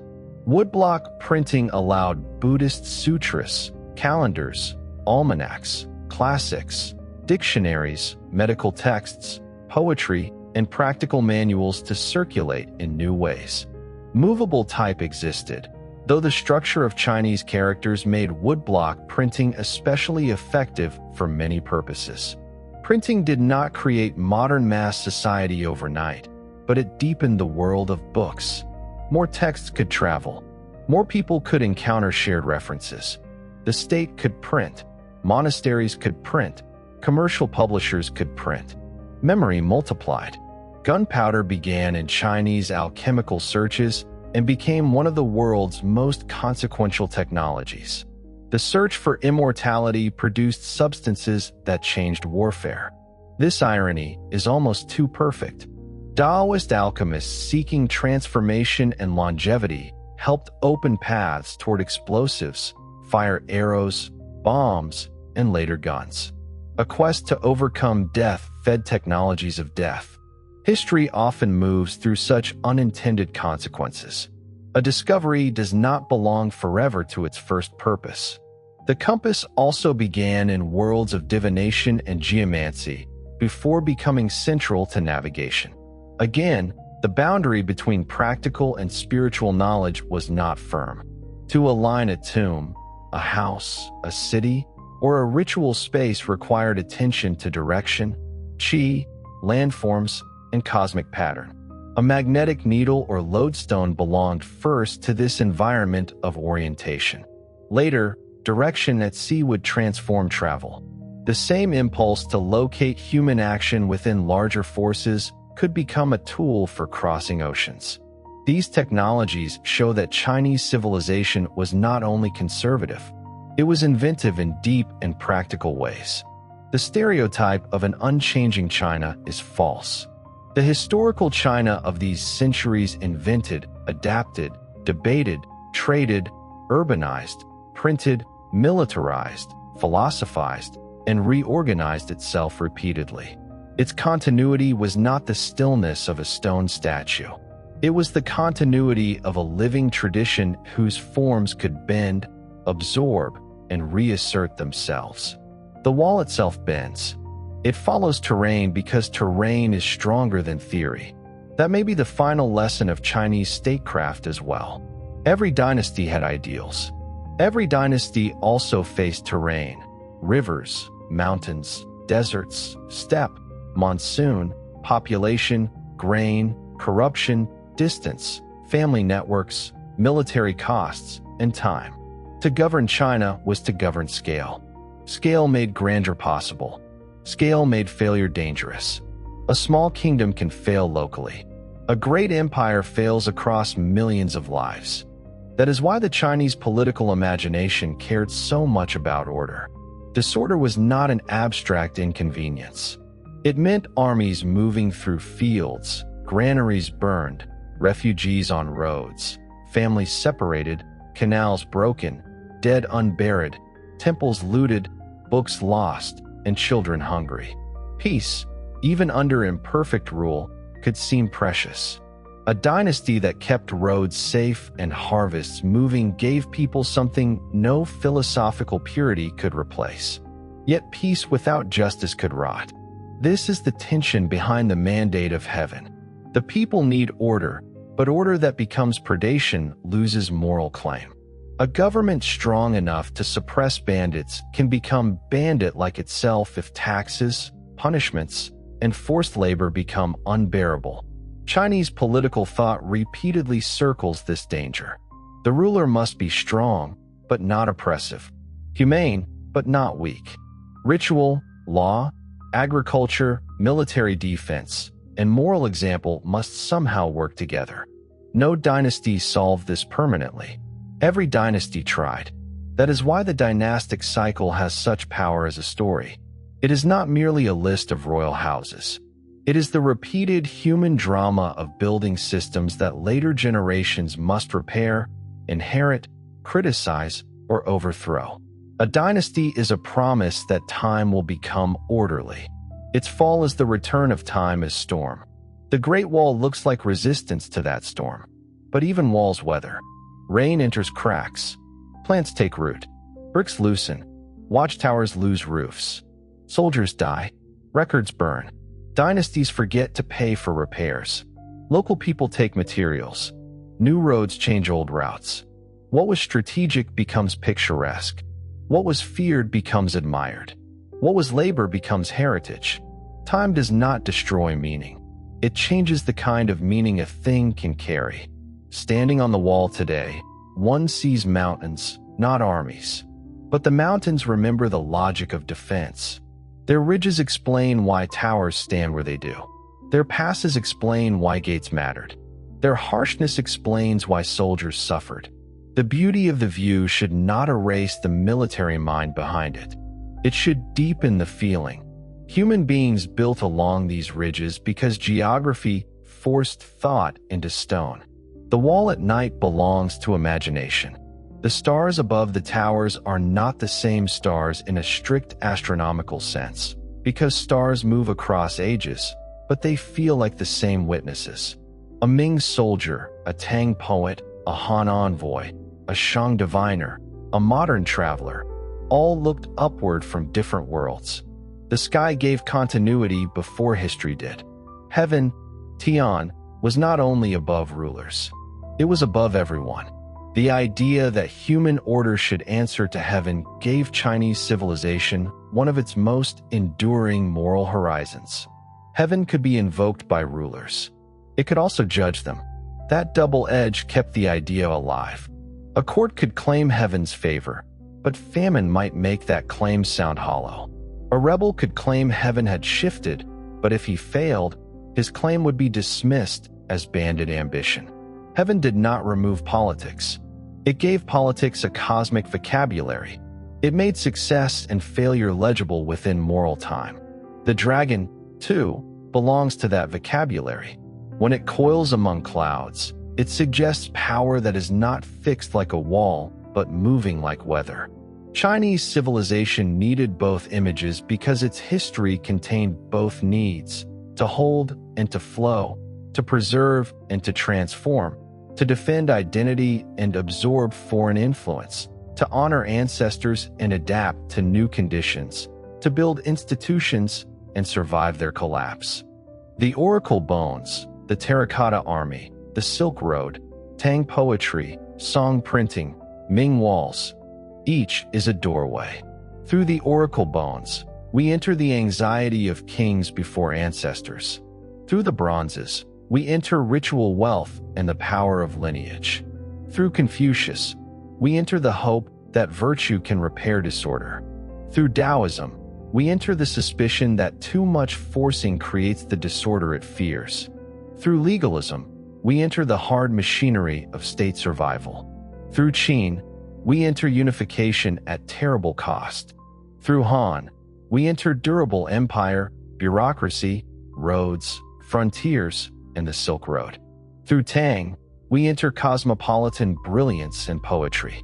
Through song, we enter commercial energy, printing, painting, and urban life. Through Yuan, we enter conquest and Eurasian connection. Through Ming, we enter restoration, maritime ambition, and walls of brick along mountains. None of these doorways opens onto all of China. Together, they begin to show the scale.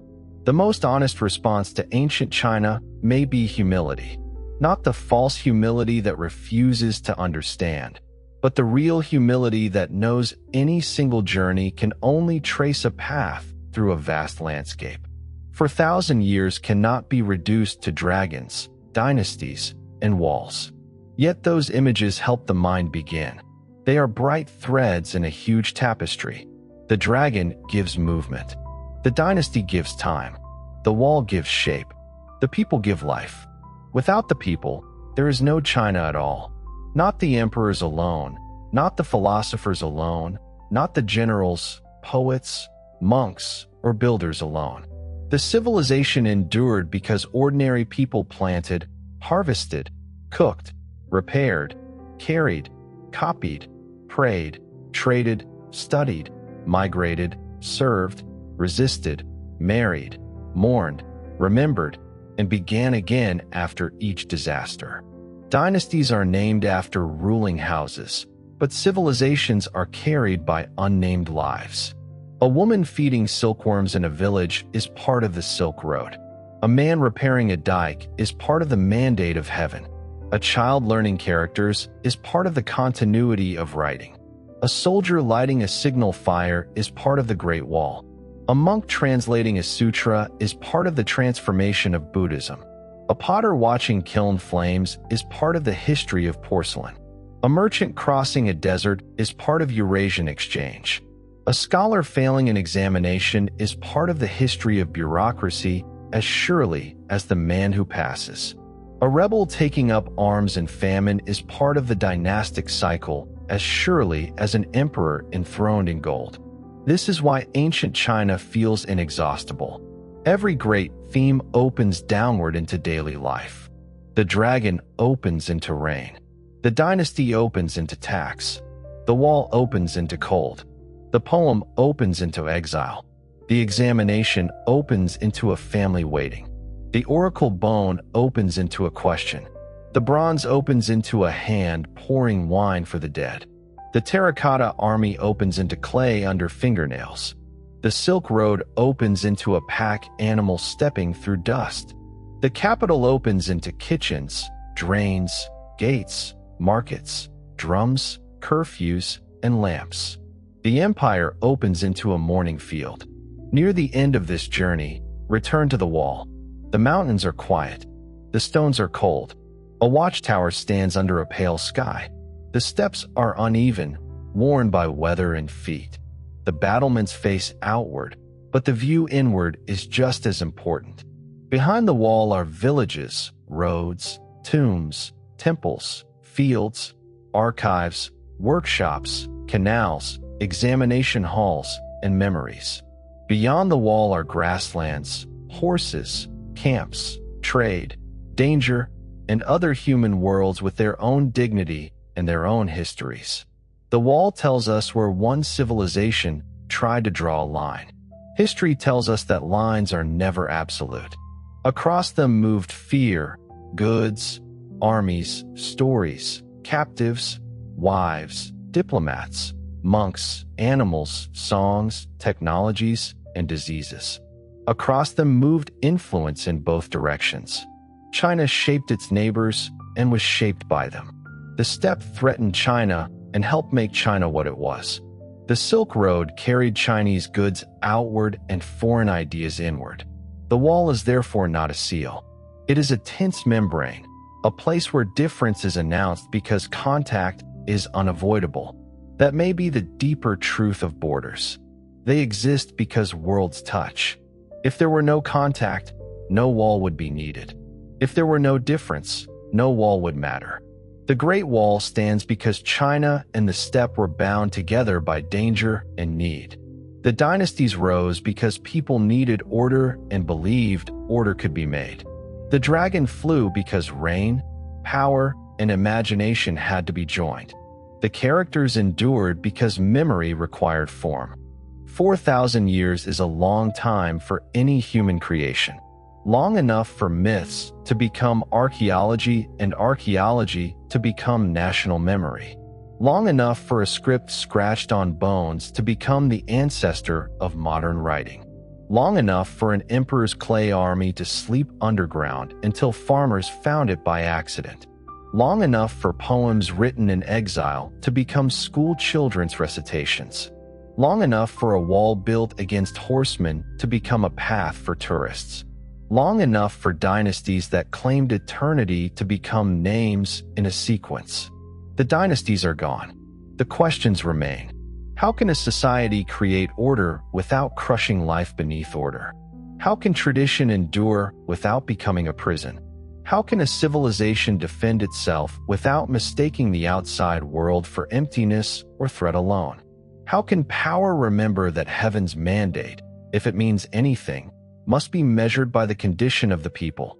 How can writing preserve truth when it also serves rulers? How can beauty, ritual, and poetry survive the machinery of war and administration? Ancient China did not answer these questions once and for all. It lived them. That is why the story is still powerful. Not because China was perfect. It was not. Not because it was unchanging. It changed constantly. Not because its rulers were always wise. Many were not. Not because its institutions always protected the weak. Often they failed. The story matters because across an immense span of time, Chinese civilization created durable ways of thinking about order, memory, family, state, nature, and moral responsibility, and then tested those ways against flood, war, conquest, rebellion, ambition, and time. At the beginning, a king asked a bone whether rain would come. At the end of the dynastic age, rulers still worried about heaven, grain, rebellion, and legitimacy.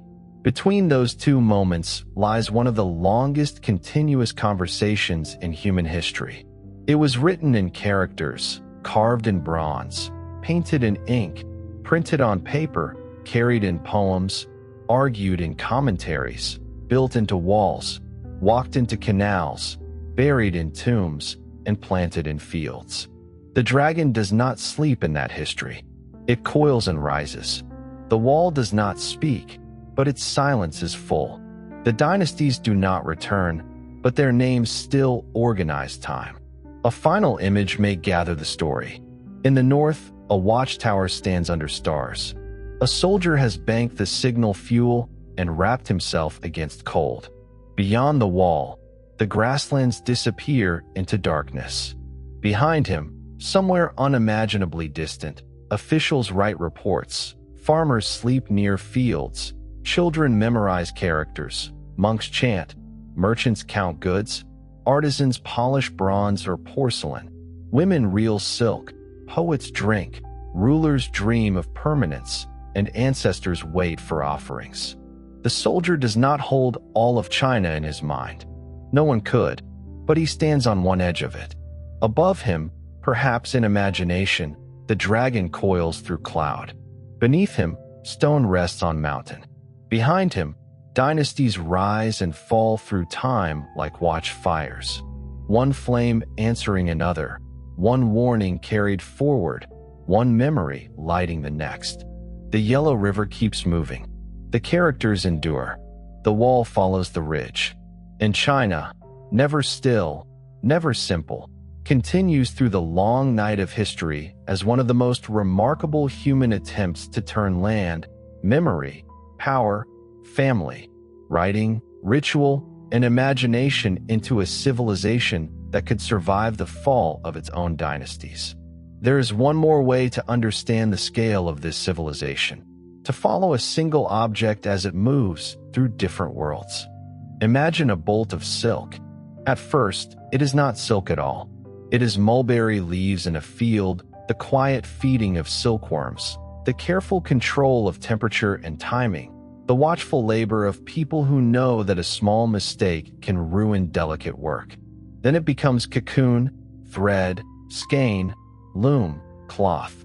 Hands reel it, dye it, fold it, inspect it, store it, tax it, offer it, wear it, sell it, or send it away as tribute. In one place, it is household labor. In another, it is payment. In another, it is diplomatic language. In another, far beyond China, it is a luxury so fine that people imagine the land that made it through the softness of the cloth. Silk shows how Chinese civilization could turn local labor into global imagination. Now imagine a written document. A local official receives a complaint about land. A clerk writes names, boundaries, measures, obligations, and testimony.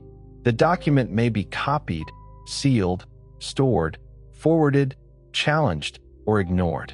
It exists because the state believes that words can stabilize reality. A field is not only a field when a bureaucracy sees it. It is an entry, a tax category, an inheritance claim, a dispute, a map of obligation. Writing makes power precise. It also gives ordinary people a language of appeal. If a contract exists, it can be cited. If an edict exists, it can be accused of being violated. The brush serves the state, but it can also preserve a grievance. Now imagine a brick in the wall. Clay is dug, shaped, dried, fired, transported, lifted, set into mortar, and joined to thousands of others. The brick has no opinion about empire, but empire has passed through it.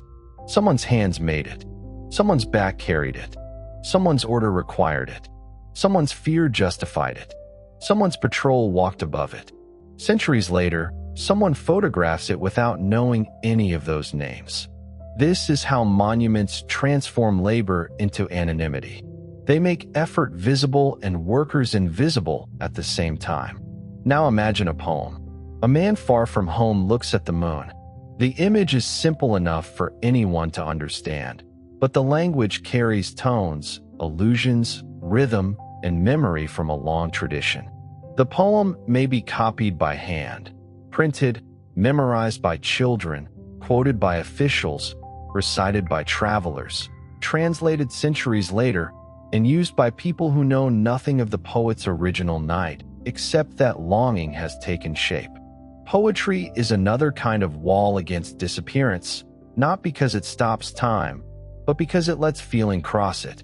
Chinese civilization endured through objects like these: silk, documents, bricks, poems, vessels, coins, seals, books, maps, roof tiles, tablets, bells, mirrors, bowls, and bones. Each object moves between the practical and the symbolic. A bronze vessel feeds an ancestor and displays lineage. A seal verifies authority and condenses identity into carved form. A coin makes exchange possible and announces the state that minted it. A roof tile keeps rain out and carries a dragon or beast that guards the building. A book preserves wisdom and creates orthodoxy. A map helps govern and also imagines the world from a center. This habit of joining use and meaning is one reason Chinese artifacts can feel so dense. They are rarely only things. A jade disc may be beauty, burial object, ritual sign, status marker, and material made precious by difficulty. Jade's hardness made carving slow and demanding. Its polish, translucence, and coolness gave it moral and spiritual associations. Confucian writers later compared jade to virtue: smooth but not slippery, bright but not glaring, firm but not harsh. A stone became an ethical metaphor. This is a very Chinese movement of thought. Material quality becomes moral language. Bronze bells, too, join sound and order. In ancient ritual, music was not mere entertainment. Correct music helped express social harmony. Sets of bells required technical precision, casting knowledge, and ritual context. Sound could be tuned, ranked, performed, and connected to cosmic order. To modern ears, this may seem distant, but the principle is familiar. Societies use music to make groups feel ordered together. In China, the tuning of bells and the ordering of ritual belong to the same world as governance. Disorder in music and disorder in politics could be understood as related kinds of disharmony. Food also carried civilization. Millet in the north, rice in the south, wheat later in many northern diets, noodles, steamed breads, dumplings, soybeans, vegetables, fish, pork, tea, wine, and countless regional foods made Chinese life more varied than a single imperial narrative suggests. A court banquet and a peasant meal belonged to different worlds, but both depended on land, season, fuel, vessels, labor, and taste. Food offerings to ancestors, temple feasts, family meals, market snacks, military rations, and famine gruel all revealed different faces of society. The condition of the people could often be measured by the condition of the bowl. Famine was therefore political. A bad harvest might begin as weather, but it quickly became administration. Were granaries full? Did officials report honestly? Were taxes reduced? Were roads safe enough to move relief grain? Did wealthy families hoard? Did local lineages help their members? Did the state act before hunger became rebellion? In Chinese moral thought, disaster tested government. A dynasty did not cause every drought or flood, but it was judged by how it responded. Heaven might send the warning. Officials had to open the granaries. The Grand Canal was one answer to the problem of moving grain. Waterways tied north and south together in ways roads alone could not. Grain from rich southern regions could feed northern capitals and armies. Barges moved through locks, channels, lakes, and rivers. Canal workers dredged mud, repaired banks, handled boats, and lived with the hard labor behind imperial logistics. A capital city might seem to rule because the emperor sat there, but it survived because grain arrived. The canal was therefore an artery of power. It made unity edible. Cities grew where such arteries met. Chang'an, Luoyang, Kaifeng, Hangzhou, Nanjing, Beijing. Each capital had its own rhythm and symbolic geography. City walls enclosed neighborhoods, markets, palaces, temples, government offices, workshops, entertainment quarters, and private homes. Gates opened and closed. Drums marked time. Streets held carts, animals, officials, monks, vendors, soldiers, and servants. The capital was where imperial order became daily congestion. Its grandeur depended on crowd management as much as on ritual design. A capital city was also a stage. Envoys entered and saw power arranged. Officials processed through gates. Imperial audiences followed ceremony. Punishments could be displayed. Festivals filled streets.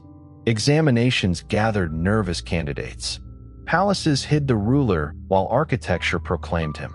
The ordinary resident lived beside these signs of authority, sometimes impressed, sometimes annoyed, sometimes indifferent, because even imperial cities need breakfast, repairs, gossip, and sleep. The Forbidden City belongs to later imperial history. but the logic behind it is older. The ruler at the center, gates within gates, courtyards leading inward, access controlled by rank, architecture turning hierarchy into movement. China repeatedly built political space as moral geometry. North and south, center and periphery, inner and outer, elevated and lower, ancestral and living, civil and military, male and female, ruler and subject. The built environment taught distinctions. But life always overflowed categories. A merchant might become richer than a scholar, though scholars ranked higher in moral prestige. A woman might influence politics from within palace or household despite formal restrictions. A frontier general might become more powerful than civil officials wanted. A monk might command loyalty beyond family lines. A eunuch might hold access to the emperor that ministers envied. A peasant rebel might become an emperor. Chinese society valued hierarchy, but history repeatedly produced people who moved through its cracks. This movement kept the civilization alive. If hierarchy had been perfectly fixed, change would have been impossible. If change had been completely uncontrolled, continuity would have vanished. Chinese history exists between these extremes. It honors order and survives disorder. It builds walls and crosses frontiers. It reveres classics and rewrites commentaries. It condemns rebellion and then legitimizes the rebel who founds the next dynasty. It praises withdrawal from office and celebrates service to the state. It is full of tensions because it lasted long enough for every principle to meet its opposite. A civilization that old becomes wise in some ways and blind in others. It learns patience, precedent, administration, and memory. It can also become trapped by precedent, suspicious of novelty, heavy with hierarchy, and too confident in its centrality. Ancient China gave the world extraordinary inventions, literature, philosophy, art, and institutions. It also produced harsh punishments, forced labor, censorship, gender constraints, court brutality, conquest, and repeated suffering among ordinary people. To admire it honestly is not to turn away from any of this. It is to see how large human achievement and large human cost can exist in the same tradition. That is why the dragon is a better symbol than a simple crown. A crown sits still. A dragon changes shape. It can be imperial and popular, terrifying and generous, celestial and watery, ancient and renewed. It can appear on a palace roof and in a village festival. It can belong to the emperor and to rain prayers. It is not a neat symbol. It moves too much for that. China, too, moves through its own continuity. Never merely one thing. Never only the wall. Never only the dynasty. Never only the sage. Never only the state. The Great Wall, seen from a distance, seems to end the story with stone. But stone is not the end. Below the wall are paths. Behind the paths are villages. Behind the villages are fields. Behind the fields are families. Behind the families are ancestors. Behind the ancestors are stories. Behind the stories are questions asked on bones, commands written on bamboo, poems brushed on paper, prayers carried in incense, and the long effort to make human life meaningful under heaven. That is ancient China, not a single monument, but a conversation between earth and sky, water and wall, memory and change. One last thread remains, the feeling of time itself. Chinese civilization developed a profound respect for long duration. A family measured itself in generations. A state measured itself in dynasties. A scholar measured himself against ancient sages. A ruler measured his reign against the judgment of history. A craftsman measured quality against inherited forms. Even rebellion, which appears to break time, often claimed to restore an older justice. The past was not deadweight only. It was an active presence, a treasury of examples and warnings. This could make memory heavy, but it also gave people a way to survive catastrophe. When a dynasty fell, The world did not become meaningless if the larger tradition remained. The classics could be copied again. The fields could be planted again. The ancestral rites could be resumed. The examinations could reopen. The wall could be repaired. The capital could move.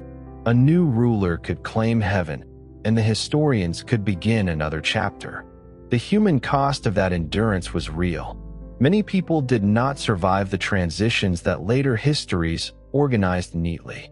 Civil war, famine, conquest, and forced labor left wounds that no elegant dynastic table can soften. Yet the continuity of Chinese civilization was not only the continuity of rulers. It was the continuity of rebuilding after rupture. The river flooded, and people returned to the banks. The dynasty fell, and families still needed seed. The wall failed, and another government studied the frontier. The books burned, and other books were copied. That capacity to begin again may be the quietest power in the story. Not conquest, not walls, not even invention. Continuation. And in that continuation, the great images become human again.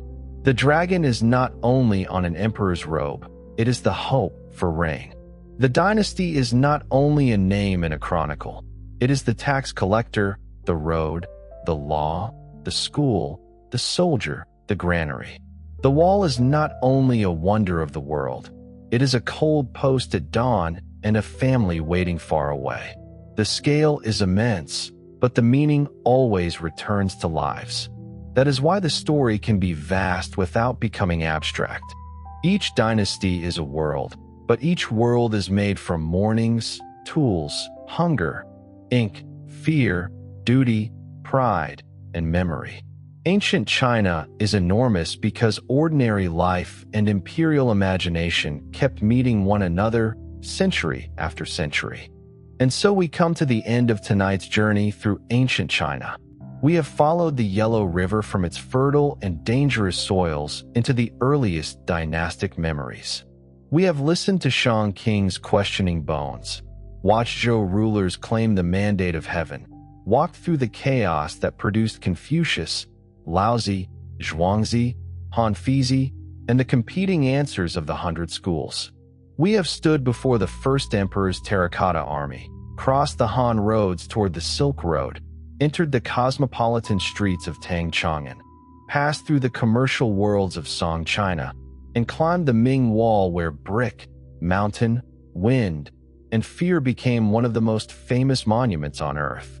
The story is too large for one night, because China is too large for any single telling. But perhaps the shape can be felt. Dragons in cloud and water, dynasties rising and losing heaven's favor, walls built against the steppe, scholars bent over books, farmers bent over fields, and a civilization returning again and again to the question of how order can be made, how it can be lost, and how memory can carry what power cannot keep. The dragon flies above the old rivers tonight. The watchtowers are dark along the ridges. The oracle bones lie silent, but their characters can still be read. The terracotta soldiers still stand in their underground ranks. The poems are still recited. The wall is still there, following the mountains into distance. Sleep well. Good night.